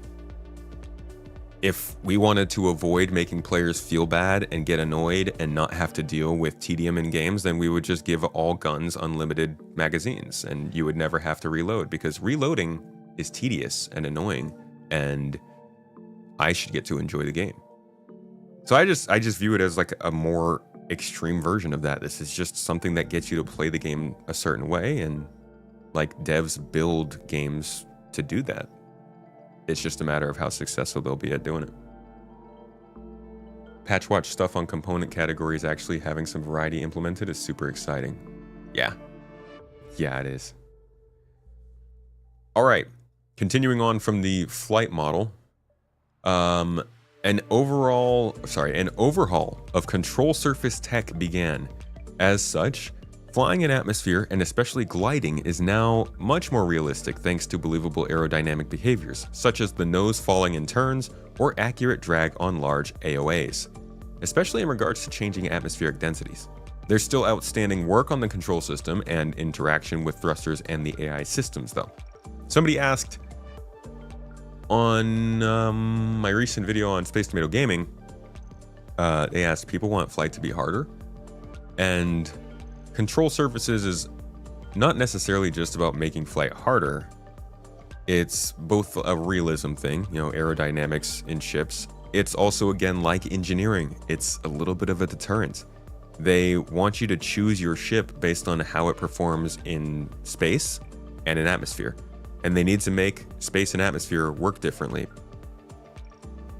Partially because obviously that enhances the experience, but mostly because space and atmosphere are kind of different and ships act differently in them. So like, if you're flying a plane, you're going to fly better than if you're flying a brick. And that's what this is really focused on. And I'm excited for it. I'm interested in seeing how people use aerodynamics to do cool maneuvers in ships that we couldn't do before.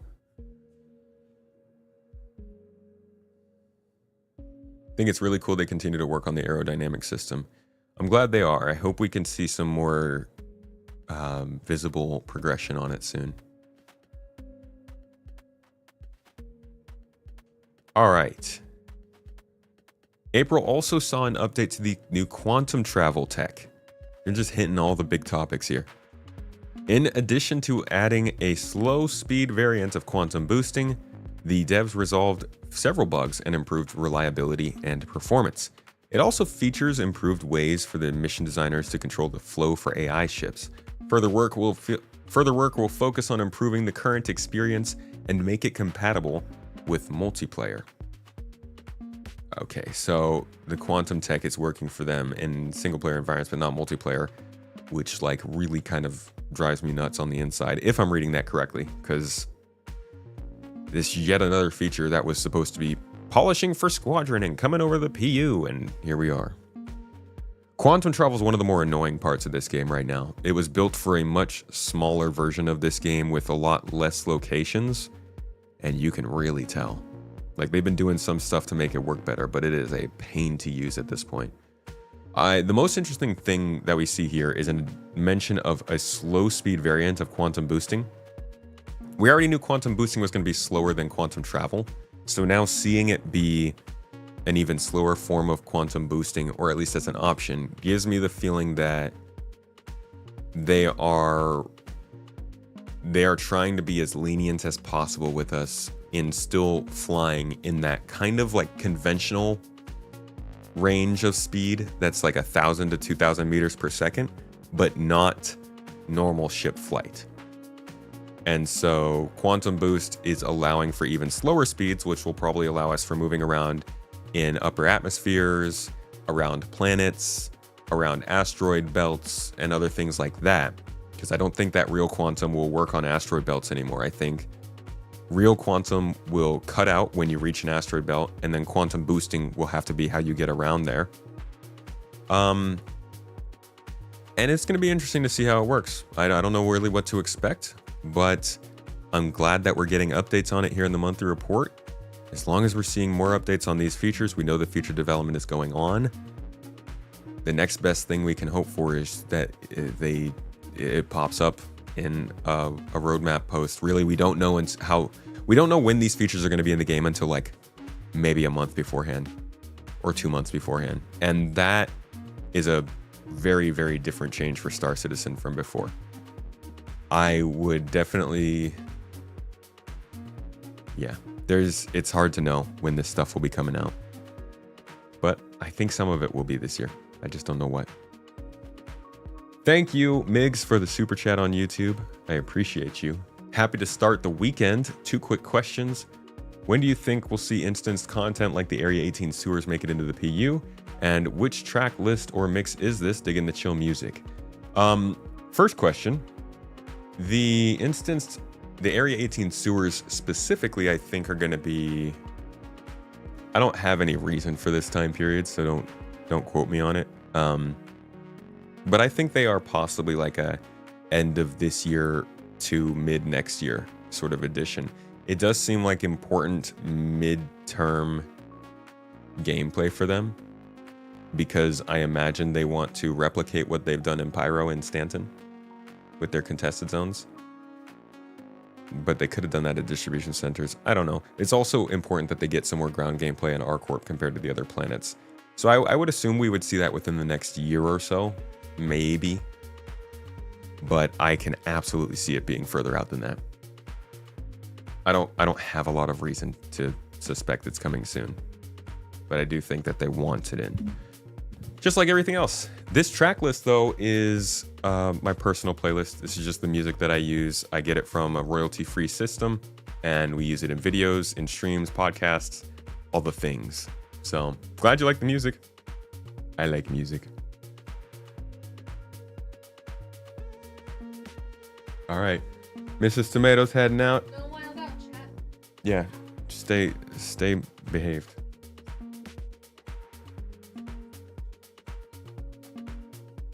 No. Yeah, we just.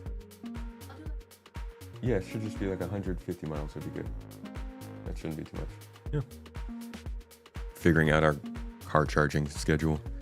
We just did a road trip down to Los Angeles in the electric car for the first time. That was an experience.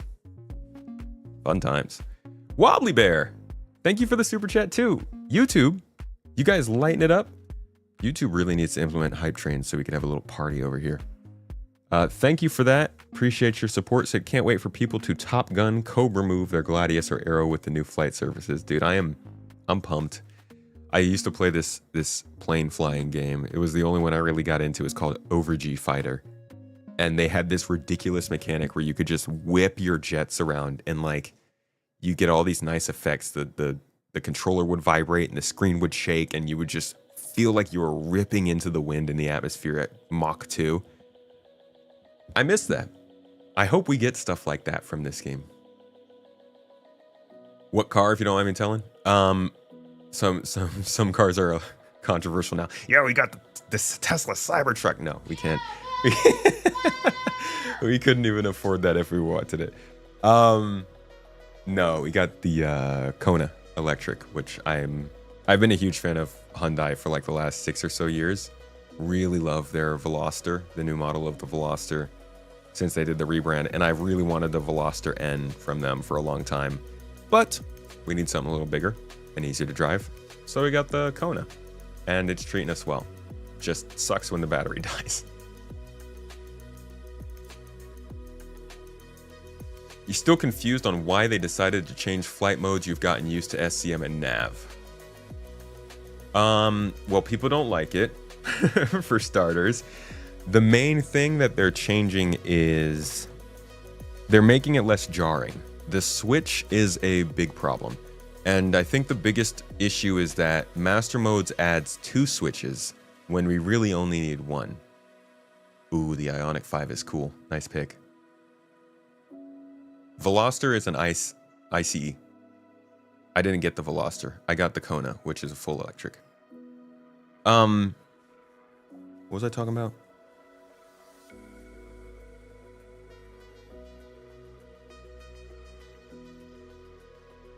What was I talking? Oh yeah, the flight model switch. Basically, they want to get rid of one of the 2 switches. So right now we have several different modes of flight. You have your, let's call it SCM flight right now. What SCM includes is several versions of flying. That's your first switch, is those several versions. And this is like scanning mode, combat mode, mining mode, salvage mode. I don't think landing mode is considered an operator mode. I think it might be. But those are operator modes. We all know these. We switch through them all the time. You tap the middle mouse button to switch through those.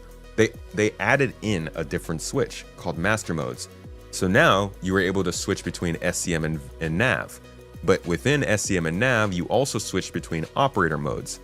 What they're doing right now is basically just saying, let's remove nav as a master mode and make it an operator mode. That's it. So they're killing off master modes and they're moving quantum travel functionality to an operator mode. That's all they're doing. And it's because of the way that they've set it up, it's very confusing. But really, they're just simplifying the same thing they're already doing. And I don't really know why they didn't do that in the first place, but there it is. Velociraptor. Guns and nav mode will be nice. You can choose faster or safe with your guns mode now. Yeah. You come to like the switch between nav and SCM. It's a good braking mechanic. That is true. It's very good physics braking mechanic. Do I still ride motorcycles? No. I sold my motorcycle last year. So, you know, like we've gone through a lot of financial stuff in the last year. So that was one of the things that had to go, and I don't ride anymore. I will someday in the future, but that probably won't happen until after our kids move out, as per wife and future kids.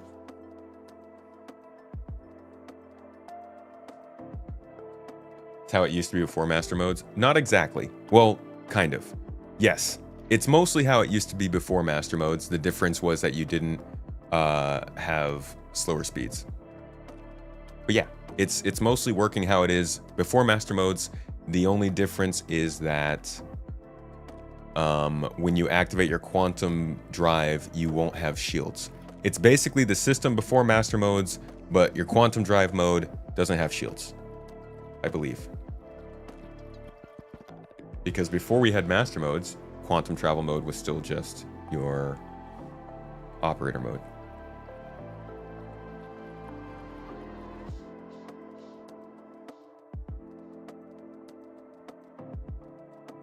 They're gonna let us customize the modes. Yeah, you can like customize your MFDs and stuff to fit the mode, but it's kind of funny because I released Migs!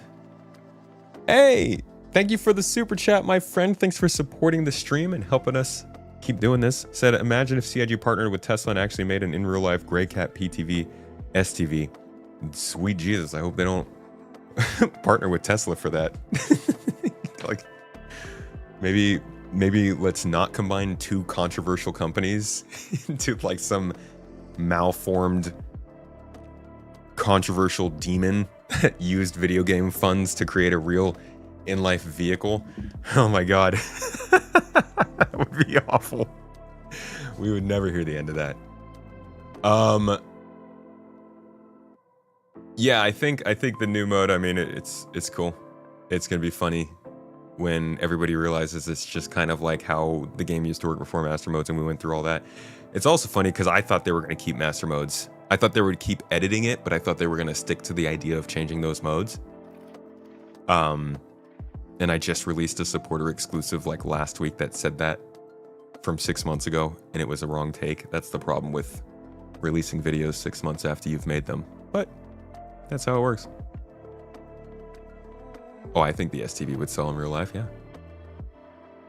Honestly, if somebody was going to make it, I'd want it to come from that company that makes all the off-roading four-wheelers, those like amazing rally cars. I don't even know what they're called. All right, let's continue. Core gameplay also optimized the scan wave mechanic to be as responsive as possible, with focus on overwhelming contact environments where hundreds or thousands of contacts are processed in a short period. The scan wave mechanic in this game, I think, is really cool. I love how they've done it. It's always been what I like for like a scan, but I hope that they can make it look a little bit more refined, kind of like Death Stranding's looks. They do it mostly the same, this one and Death Stranding, but Death Stranding's goes slower because the scale is smaller. So I hope that they can figure out a way for CIG's FPS scanning and radar to show up really cool on the environment when we do it. Ship one already looks great. What interests me here is when they talk about thousands of contacts in your screen. Alongside this, the team also continued to polish FPS radar and scanning gameplay via regular playtests. They're in here just straight up playing with this at this point in QA and polishing it up. Who knows? Maybe FPS rating and scanning and radar is a 4.2 feature. Maybe we do see it in a couple months. April's work included adjusting the detection formula, highlighting visuals, and disabling the influence signature system to improve it to better serve the intended gameplay. We're seeing a lot of polish on this system over the last couple months. They develop master modes and engineering separately. I think master modes overcomplicates engineering and power management. Yeah, that's a good take, Gumbo. The new system definitely is made to work more with it. Because that's what I was wondering when they talked about master modes. It always felt like we were suddenly losing the ability to change how the ship performed via components, and it was all being stuck behind artificial implementations. But now they are even talking about the fact that components will change our max speed of our ship. So yeah, I think you're onto something there. Remember, the so-called reason for new modes was to slow fights down. I have enjoyed that part. If people are moving 900 to 1,000 again with guns, that's going to feel bad in my opinion. Well, so the normal speed for fighting, no. You're not going to be able to fly fast with guns. So I think that has kind of thrown everything off a little bit. They have said that you will have gun options when you're in your nav mode. But when you're in your nav mode, I don't think there's going to be a separate flight speed. I think you'll still be flying at the same speeds as SCM. Like, I think that our ships will always fly in this same window of flight speeds, anywhere from 200 to 600 meters per second, I would guess. What I think is going to change when you reach nav mode is you can jump into quantum boost, but that's going to take you way faster than that. I'm thinking that's 1500, 2000 plus meters per second, and I don't think we'll be able to use our guns. Let me show you what quantum boost looks like.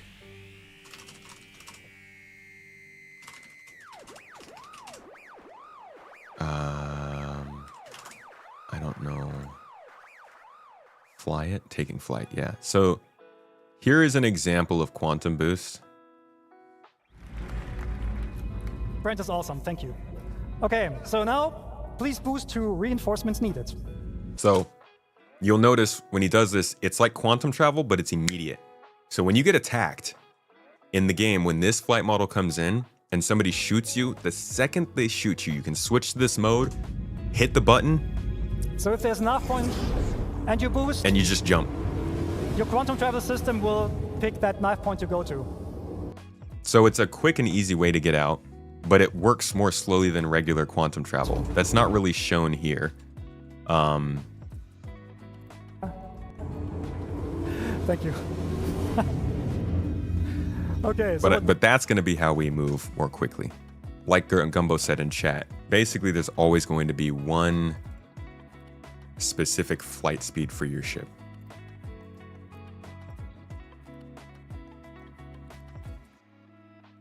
Thought we'd just lose the ability to have shield, but all the time guns.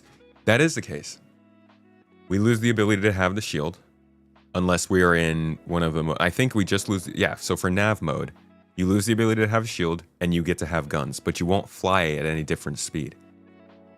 You're still going to have to drop into quantum boost to travel quickly.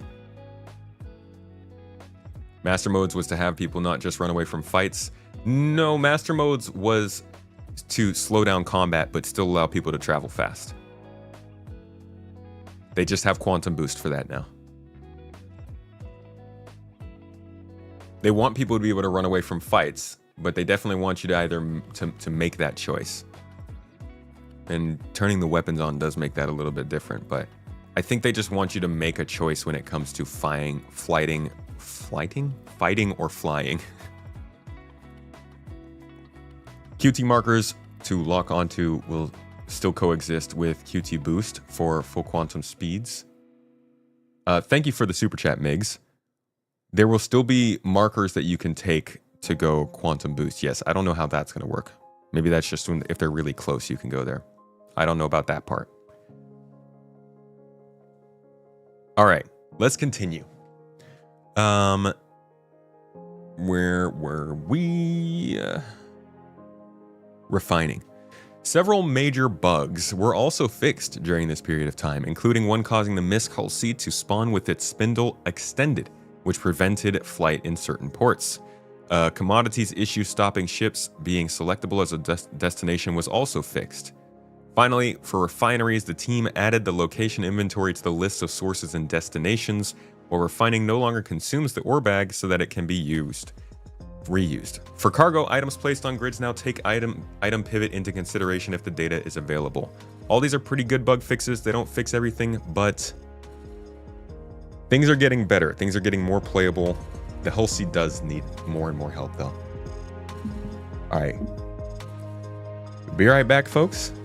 I'm going to go grab a bathroom break, and then we will continue on with the economy section. See you in a bit.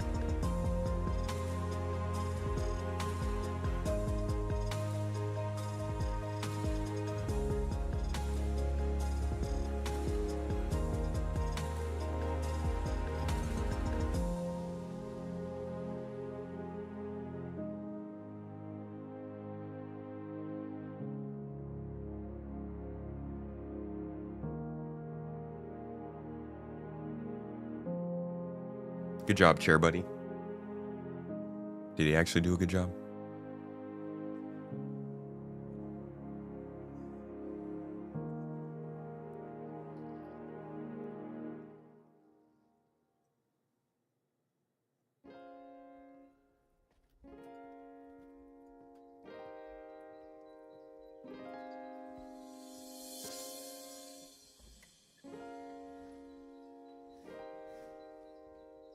You set power allocation per operator mode in the new system, but you're always operating with a power deficit, so it'll matter where you allocate your power per mode. Yeah, that's actually pretty nice. I didn't realize that. So you can just switch to combat mode and you'll have the power to the specific components you want, which means there's actual reason to fly. Holy crap. Wait, that's a really good point. I love that.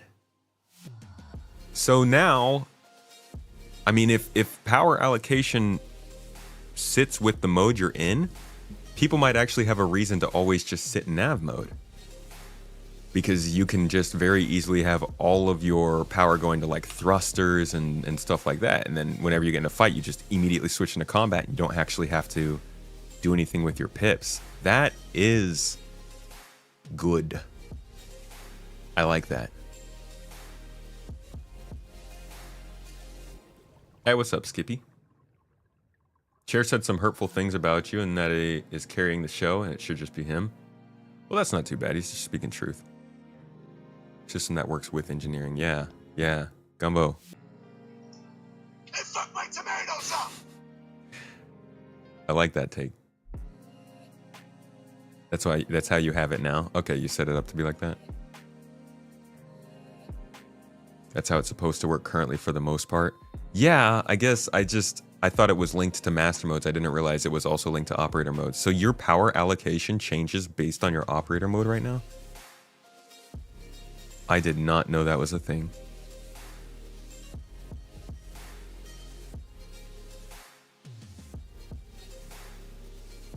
Cool. All right, economy. Let's go. Last month, the economy team were involved in the new content coming in Alpha 4.1.1, including items and vehicles for Invictus. They also supported the design of several new mission archetypes, some of which have the chance to impact the universe in a more permanent manner. What does that mean? What does it mean? New mission archetypes, to me, mean like investigation missions, maintenance missions. Like those are new archetypes. Our archetypes we already have are FPS combat, ship combat, cargo hauling. Several new mission archetypes is more than 2. So does that mean we might actually see more than 2 new types of missions come in sometime soon? That would be nice. Although I guess we kind of have. The patrol missions is considered a new archetype. So maybe it's not as big a deal as it seems. The team also began looking into making the economy more dynamic, testing various things. They said, we are studying different economic models from history and fiction to get a better impression of how the economy will feel when it is fully fledged.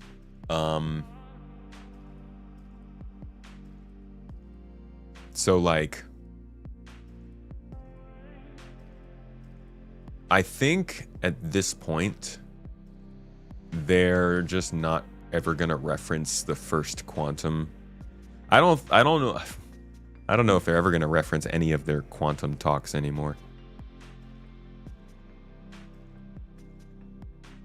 This is an interesting one though. I hope they can do another Star Citizen live on economy, because it's so important. The dynamic economy is so freaking important. We talk all day and night about consequences and stuff. Money is the most important consequence, right?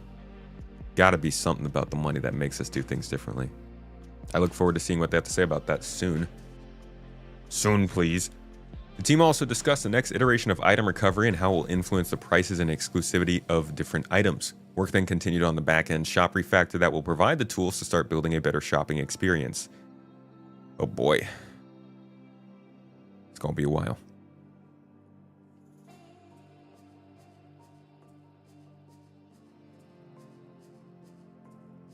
Finally, The economy and data solution teams continued to create a comprehensive data plan to provide better and faster information about what players like the most.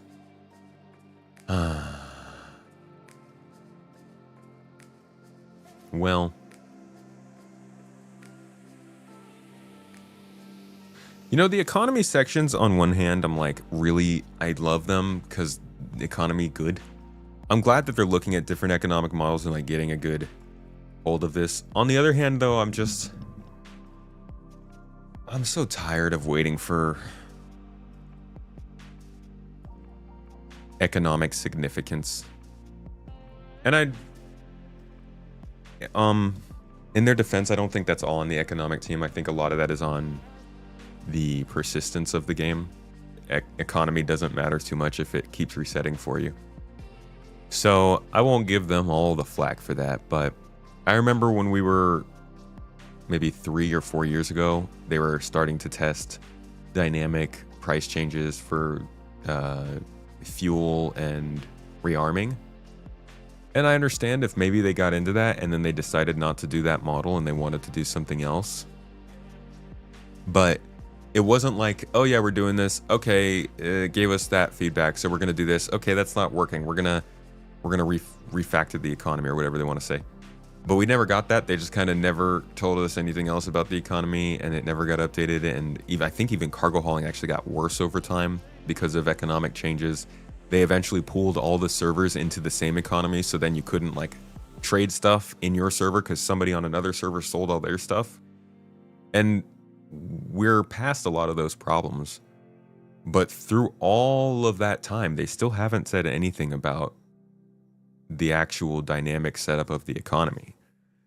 So they can keep saying these types of things in monthly reports, but I don't know when it's all going to happen. It seems like they're waiting for a lot of other stuff to kick in, like insurance, like crafting, like even just getting all their points of interests figured out, their factions. They've just kind of not talked about it because it hasn't been important, but they didn't say it wasn't important. They just didn't say anything. I know a lot of other things are waiting for server meshing, and I think there was one point where they released an update and it basically confirmed. They were like, yeah, there's so many things that need to be accounted for that we just don't want to do the economy right now. And we all took it as, okay, server meshing and everything associated with it. So I'm sure it is coming along now that we're in this new era of Star Citizen development and them trying to release content and get ready for 1.0. But since we don't get good updates on videos, it's hard to know realistically where this is going. Like, just look back at this time last year, and just from Star Citizen Alive alone, you can see all of the interesting information we were getting from the publishing to the EVA and personal interaction system. This one had a lot of conversation about like gameplay systems. We got one here. Gosh, at one point there was the UI features team talked about something. These guys talked about basically all the big ticket items coming to the game. Like, comparatively, we just don't get a lot of good updates on what's coming. So this is all we know about economy. And so this is how we react to it. Anyways, on to mission design. This is a long monthly report read through. Sorry, guys. With most of their recent fundamental tech work complete, the team focused on improving mission quality. For example, players in the PTU will see the return of comms notifications. While the previous system, used for Xenothreat and Siege of Orison, was difficult to update and maintain, it's now a lot easier to implement content into the game.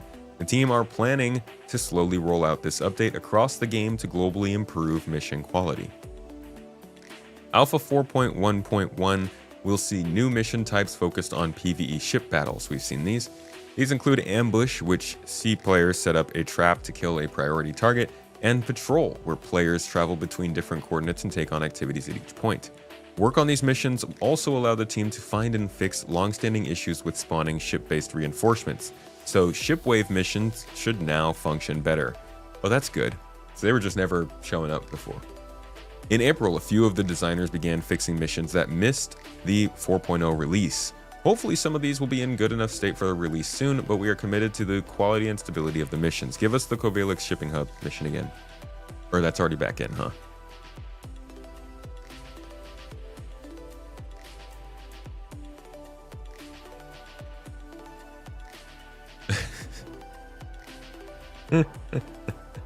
Updates were also made to Wiccolo, including the things they are willing to trade.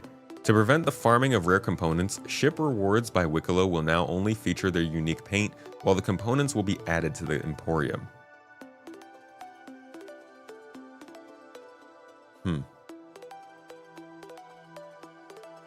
Okay. Interesting. Narrative. In April, the narrative team's main focus was on a suite of new missions and support for Invictus launch week.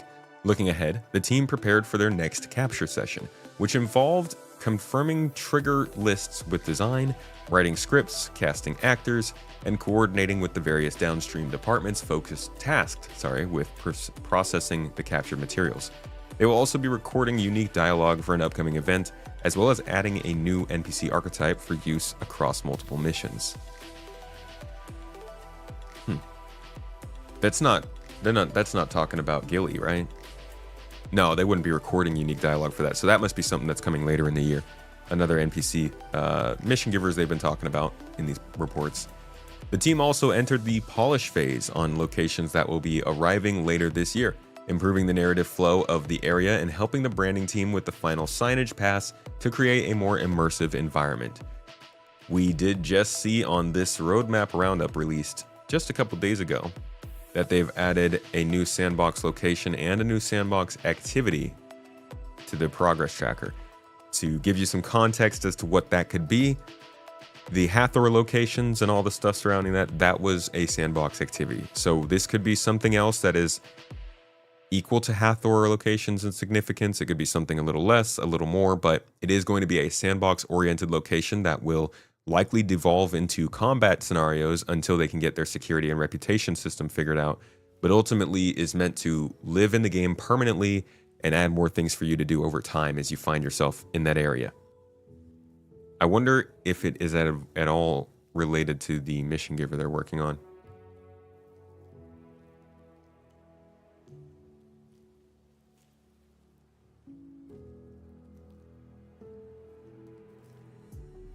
Okay. Additionally, they continued to work on 2 new location archetypes, guiding this design and art with backstory elements to help drive the tone as well as establishing story details. Also, with 2025 well underway, the team dedicated time to progressing their 2026 planning, including new story opportunities. I'm glad they're planning 2026 stuff right now, and we don't have like a big 2-month gap next year where they're not already working on that stuff. Location archetypes is interesting. This could mean a lot of different things. Not sure what exactly it might mean, but we know that they've split their locations up into 2 things, depots and outposts. We also know that in terms of outposts, they have outlaw, lawful, and I think unaffiliated types. I'm not sure. I don't remember if those are the archetypes or the category. But then they also have another segment of variation with these locations. So I'm not sure if this means an entirely different location for a new type of thing or different art dressing or what it might mean, but they are working on a lot of location stuff and a lot of like mission stuff in the narrative department. Finally, the narrative team made an appearance on Star Citizen Live to answer questions about this year's ongoing storylines and to throw a giant wrench into our understanding of reputation. Shango, I'm glad you enjoy this.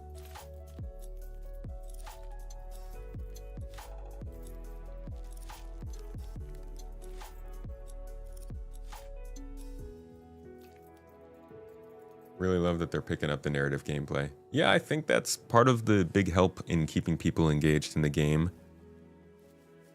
Definitely. Still very disappointed they decided to put the Galaxy on the back burner. Can only hope it shows up next year on the new schedule. I really like the Galaxy. I think that the closest equivalent to the Starlancer TAC for what I think it's so great for is the Galaxy. Honestly, I'm not sure there's another good competitor to the TAC.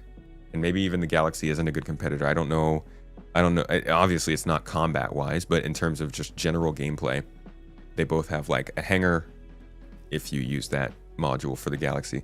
I actually don't think the Galaxy has a lot of space for a ground vehicle though, but they can both do a hangar, cargo, some defensive turrets, a respawn. Oh no. If you have the hangar, you don't have the respawn facility.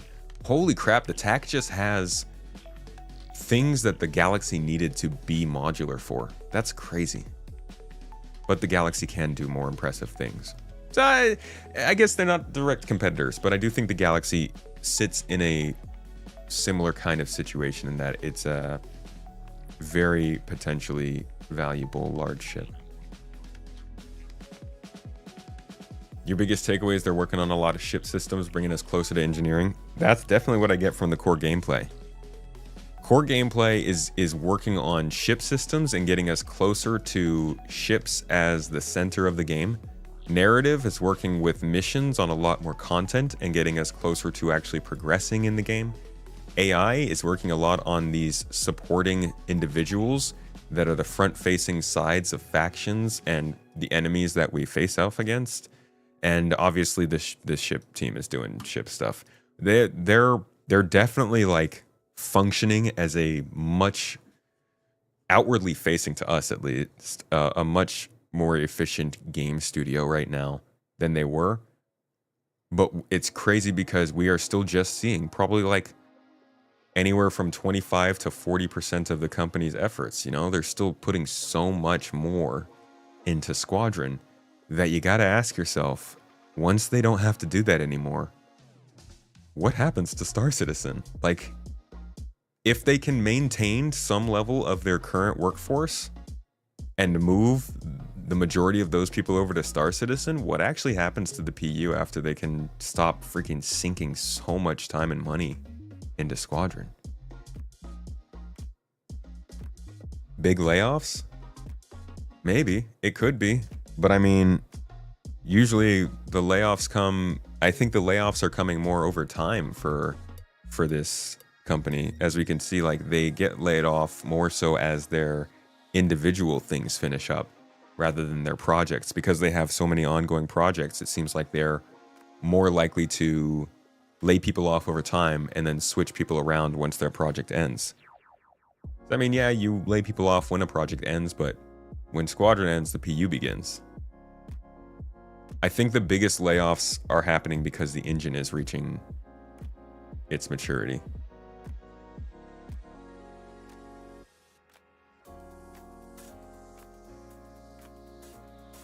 The Carrack will still be better for combat. Yeah, but the Carrack's freaking huge. That thing's gonna have such a crazy power signature compared to these smaller ships. Well, I think it will. I know it's not that much longer, but it has so much more packed into it.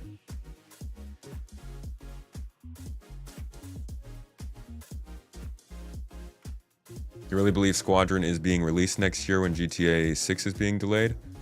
Yeah, I think it could still happen.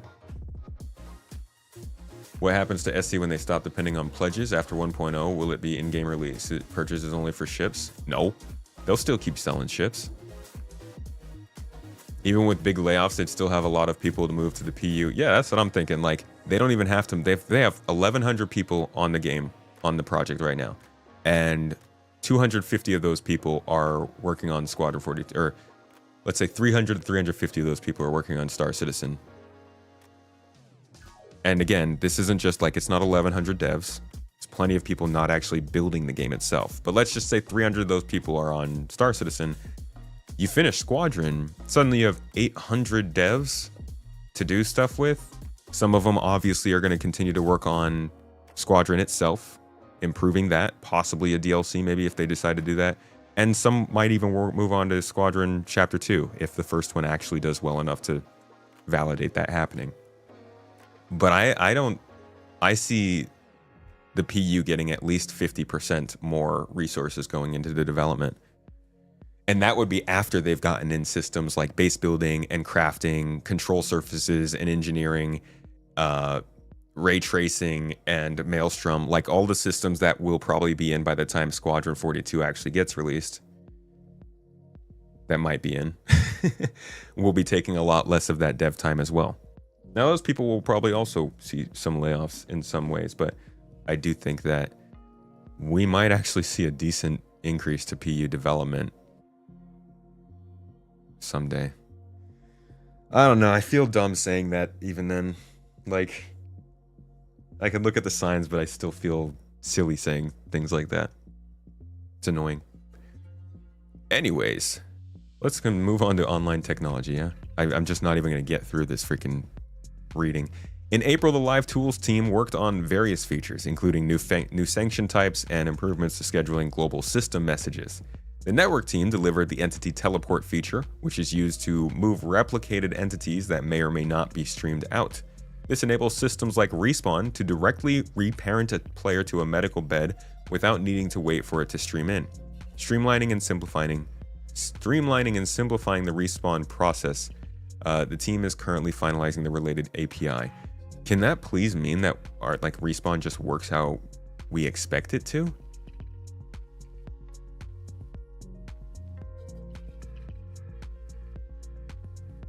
Because wowzers, man. I just want to respawn in the ship that I set my respawn to.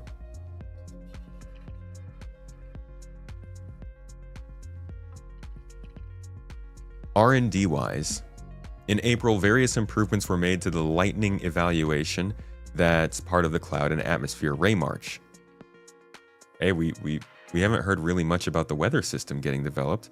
As such, the energy fall-off function was generalized and an extra highlight was added to separate the center of bright lightning from much dimmer long-range impact. We're going to have energy fall-off functions for lightning. I guess that would make it easy to decrease the brightness as it goes on. For dynamic weather, the temporal stability of the CPU accessible weather map was improved. Extra helpers for CPU weather queries were implemented, and robustness was improved when creating query contexts. Love to hear about some weather updates. Heck yeah. You guys remember the weather stuff they showed? Anybody not gotten to see that? I'll give you a quick look at it. It's actually quite nice. So this is all just part of the new Planet Tech, but weather is part of it, so, you know, yeah. Dirt properly responding to light, reflections, and rain droplets, making it getting really ominous and loud in here. I can feel the danger. I think we should let this play out in the game.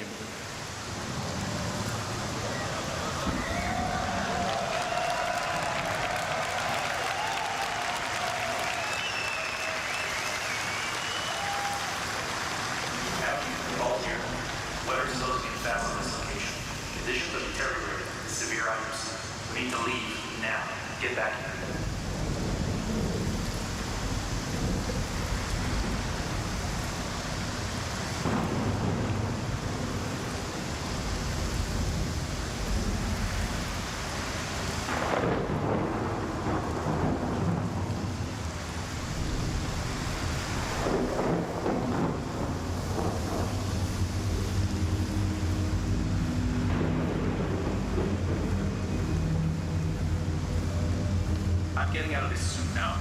Powering up, flying out. We'll need to switch to IFR. See you on the other side.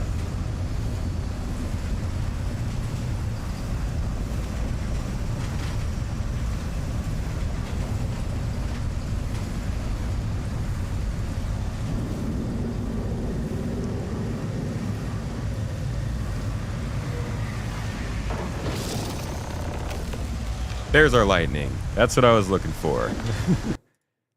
Just this guy getting slapped out of the sky.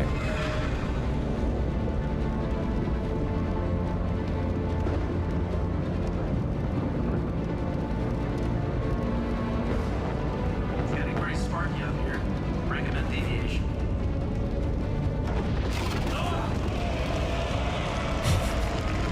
Dude, imagine being just that lame. Like, yeah, I flew through a cloud with an aurora and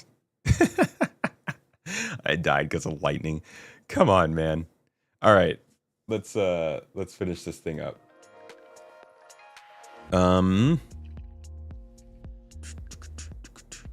we go. Work also began on adding texture streaming support for volumetric cloud and ground fog rendering. Sun disk rendering behind sufficiently dense planetary clouds was improved and should result in softer transitions than before. Similarly, the sun disk behind gas clouds should occlude correctly again. Oh, that's good. This fix corrects animated noise and banding that was observable when looking at dense clouds with the sun shining through. Yeah, that was ugly. I'm very glad they fixed that. UI. Last month, the UI team worked to implement unique UI styles for several upcoming vehicles. They also supported upcoming events and created environmental UI to support the gameplay and storytelling. It's freaking awesome that we're starting to get manufacturer customized UI in this game. We talked about that for a freaking long time. Glad that's happening. And on the VFX side, last month, VFX worked towards completing their tasks on vehicles and weapons for Invictus launch week. Pre-production VFX work also began for an upcoming major release, including locations, creatures, and weather. And there you go. There you go. That's the monthly report for this month. There was a lot of stuff. I mean, this is arguably one of the longest readings I think I've ever had. I got a lot of distractions in there. We did a lot of talking, but there was a lot to talk about here. I mean, between the quantum travel stuff, the engineering stuff, the ships that are being worked on, and even the mission and narrative things going on, there's a lot of interesting movement in the game right now, both long and short term. And that makes the monthly report some of the more interesting parts of following the project at the moment. I hope we can get some more interesting Star Citizen lives soon, but these are the big drops of information. And I think we got a lot of good stuff here. The one thing we didn't hear about here, which is weird to me, was base building and crafting. And I believe, if I'm not mistaken, that would be the second month in a row we haven't heard anything. After, in February, they said that their developers were able to start playing with a dev build of the crafting mechanics. So we never know what's really happening. There's always a chance that something comes up and the devs get pulled off and have to take care of something else.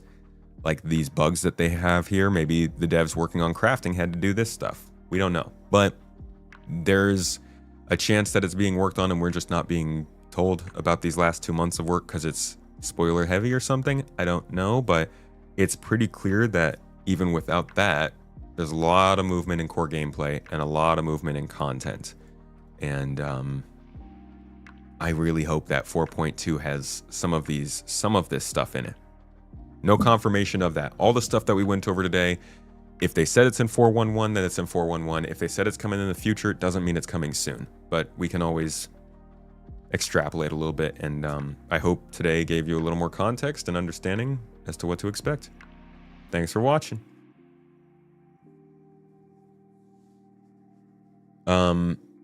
I am curious, what would be a more, I saw the question earlier, or the sentence, what would be a more modern game engine than this that they could switch to for this game to make the looks better? And why would it be more, or why would it be less work for them to switch to a different game engine to make the game look better than to not just make their own game engine look better? Wouldn't it make more sense for them to just like improve their own engine?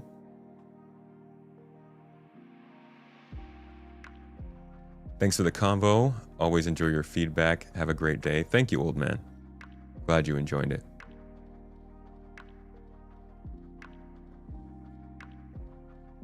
The monthly report had a lot of meat, but lacked some things I was hoping to hear, like crafting and engineering for weapons and systems engineering.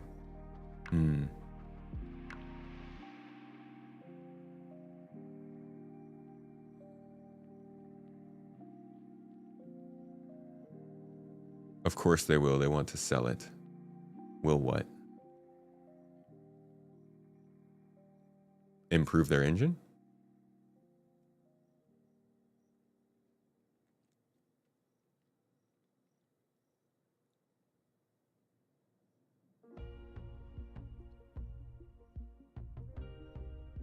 Oh, the game engine? Sell it, you like license it? Or you mean you think that they literally want to give it to someone else?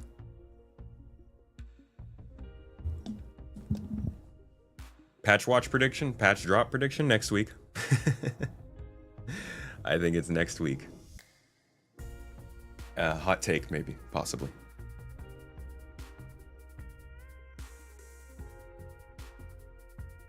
If they make their own engine, then they have to train developers in its use. If they use one that is established, they may find trained developers. Yeah, but wouldn't that be awful to make your own engine and build up all this knowledge and train all these developers and then just switch? I'm sure there's plenty of code in there from CryEngine.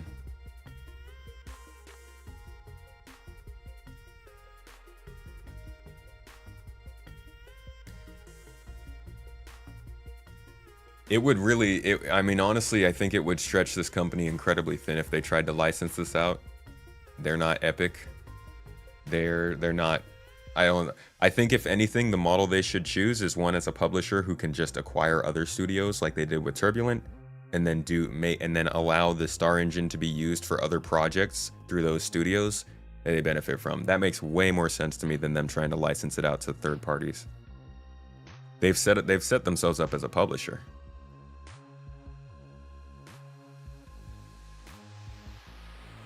Believe reworks such as the Connie and Signature Eye will come at the end, just before the release of 1.0. What do you think? I don't know, but the later it gets done, kind of the better for the people who own the ship. Licensing fees for new engine, yeah. What's wrong with the engine? Somebody was saying that they think it was looking outdated visually.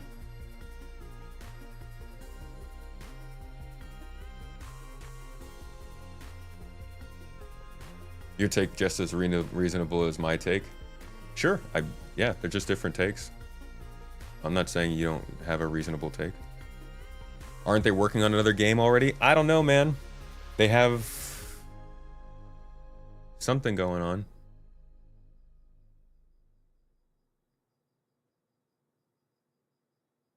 I guess I said I think that makes more sense. They can both make plenty of sense. Sorry if you thought that was stomping on your opinion or something. Hoping for the Endeavor and the Orion. More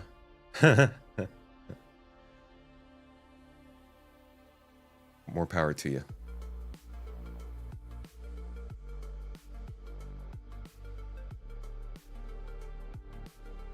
Ooh, spiritual successor to Rock Band.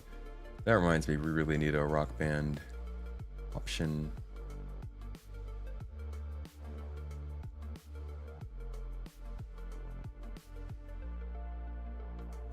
It's one of the best looking engines out there. I mean, it looks great. I don't think it's definitely not the best. It's not putting out like the best graphics or anything like that, but I don't think it's outdated or getting outdated.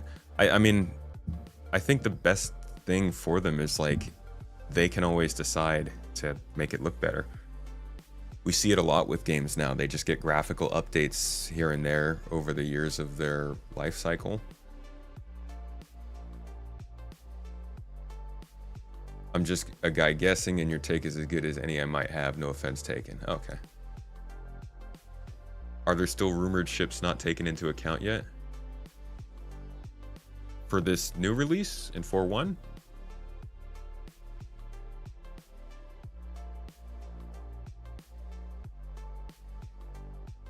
I mean, everybody's takes make sense, though. Everybody, like, we all are operating on the same amount of information when it comes to this. Specifically when it comes to the engine. They don't talk about that. They don't share anything for that.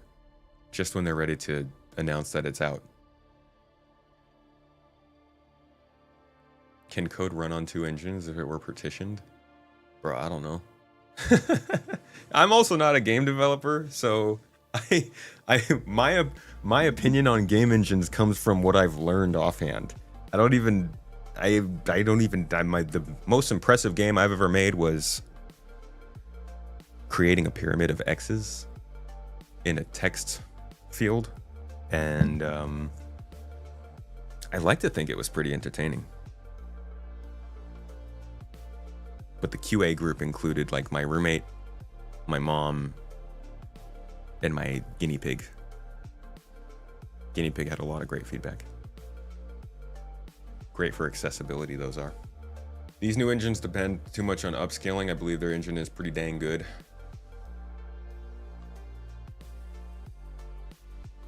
Someone mentioned last week, remember they will likely keep devs on Squadron Parts 2 and 3 before moving over to PU content. I refuse to respond because that felt like troll bait. I hope that isn't the case. That's not the case. Nobody will know that. Nobody knows if that's going to absolutely happen or not. Now, if Squadron 42 comes out and it becomes the biggest selling game of the year, let's say Squadron 42 comes out and outsells GTA 6. Do I think they're going to start working on parts 2 and 3? Hell yeah.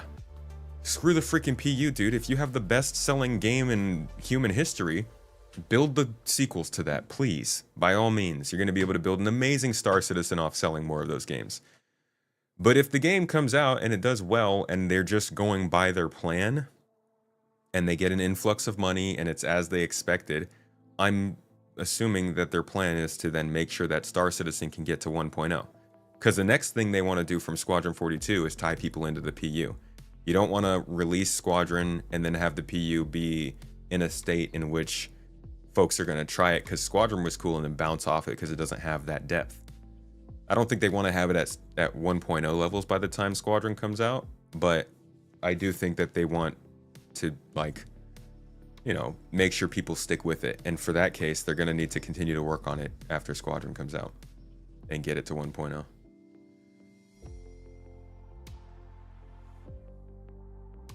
Yeah, no, it's not going to happen. Nothing will beat that game. If you made the best-selling single game ever, you have a bunch of money again to make the team bigger and have a team Squadron and a team SC. That's also true. So there's always the possibility they'll keep working on Star Citizen. You don't have a console, why should you care about GTA? I mean, you don't have to. Nobody needs to care about GTA. But it's going to affect every single industry, media-wise at least.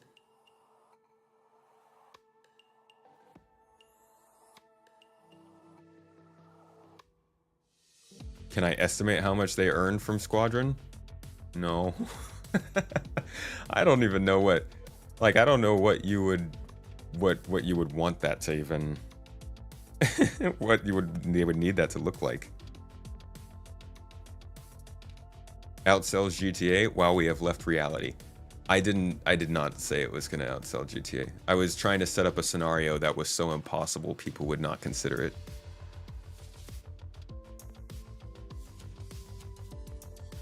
Your projection is 30 to 60 million in the first year. Is that game copies or dollars? They're like dollars. That's kind of low.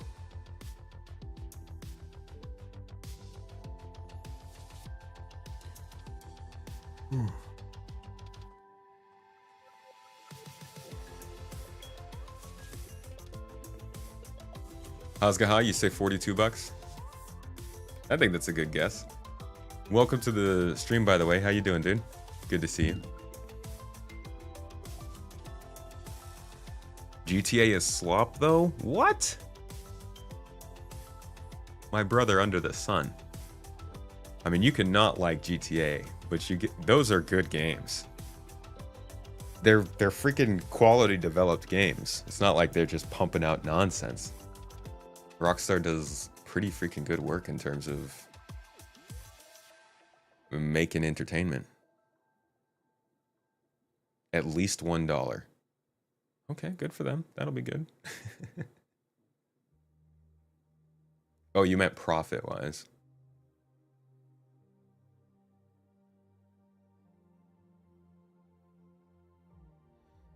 What's your take on the Idris P&K kit updates in the code, huge CIG troll, or release? I don't know, man. I don't really have much of a take for it.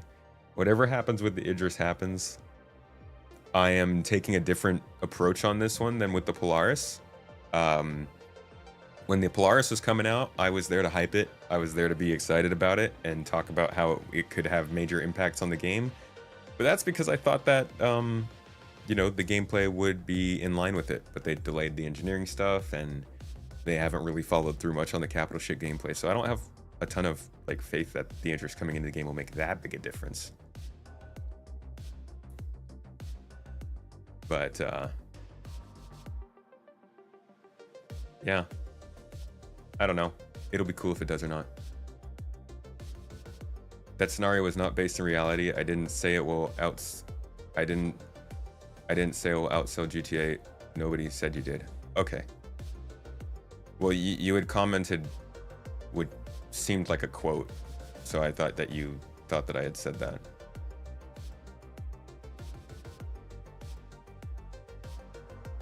You enjoyed GTA 4's story? Ooh, GTA 4 was so freaking... Love GTA 4. Actually, no, I liked San Andreas the most. I loved just working on my skills in San Andreas. That's all I did.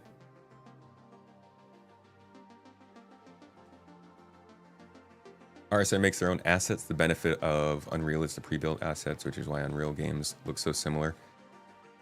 Holy crap, I never thought about having to rebuild all the spaceships in a different game engine. That's a big ol' yikes.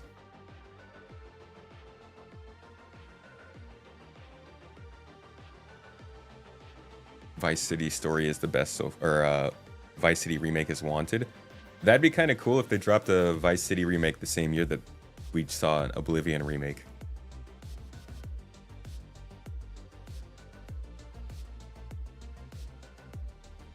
I hope they can get engineering in.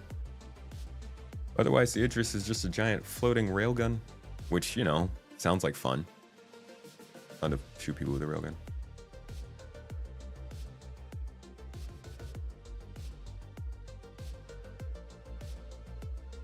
Alrighty. Good old monthly report. Thank you for your service and your duty. We appreciate you. What's the point of more capital ships at this point? At this time, if servers can't deal with a few of them in an area? I don't think there is a point to capital ships at this point. You won't find me clamoring for them. They can release in game, but as far as content and features are concerned, there's not going to do very much.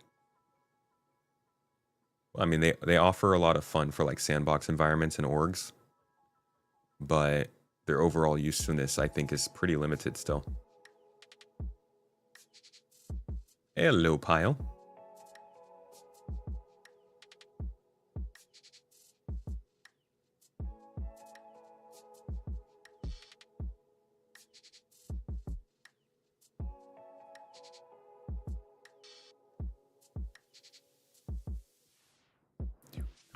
All right, guys. I think I'm gonna wrap things up for today. Tomorrow, usually try to do some org gameplay on Saturdays. This week, we will be doing the podcast. It's been a couple months since we had Citizen Central. We were redoing some things, some details, getting stuff rebranded, and just like really busy with other stuff. But tomorrow, I'm bringing in 4 guests to talk about Star Citizen 4.1.1 and the just kind of the state of the game, where it's going, and how it's feeling. There's a lot of hype around 4.1.1, and so I wanted to bring in some folks and ask them what they think. All these people are people you'll know from like the streaming and YouTube community, and we will be live around the same time as the stream started today and going for about an hour and a half to 2 hours. And that will be the whole stream, so I won't be doing any gameplay tomorrow, but we'll be right back to the org gameplay next Saturday. That's about it, folks. Thank you, everybody, for coming. If you want more content, check out Space Tomato 2. If you want the better content, ignore that Space Tomato 2 guy and go to Space Tomato Gaming. I don't know who that is. And, yeah. I hope you all are having a good weekend. I'll see you all shortly. Let me answer your question here. Zarek said, do you not play as a group? I constantly don't have enough turret and deck space for people that want to join me. At least with the Idris, I don't have to turn people away. That's fair. Yeah, for group gameplay, it will be good. It's not like everything is lost, considering these capital ships. But I think the difference between having a large ship, like a Constellation or Attack, or something bigger or around that size, still doesn't feel that much different from having a capital ship, which is like massive and kind of hefty to take care of. So I'm just waiting for it to feel a little bit more gratifying.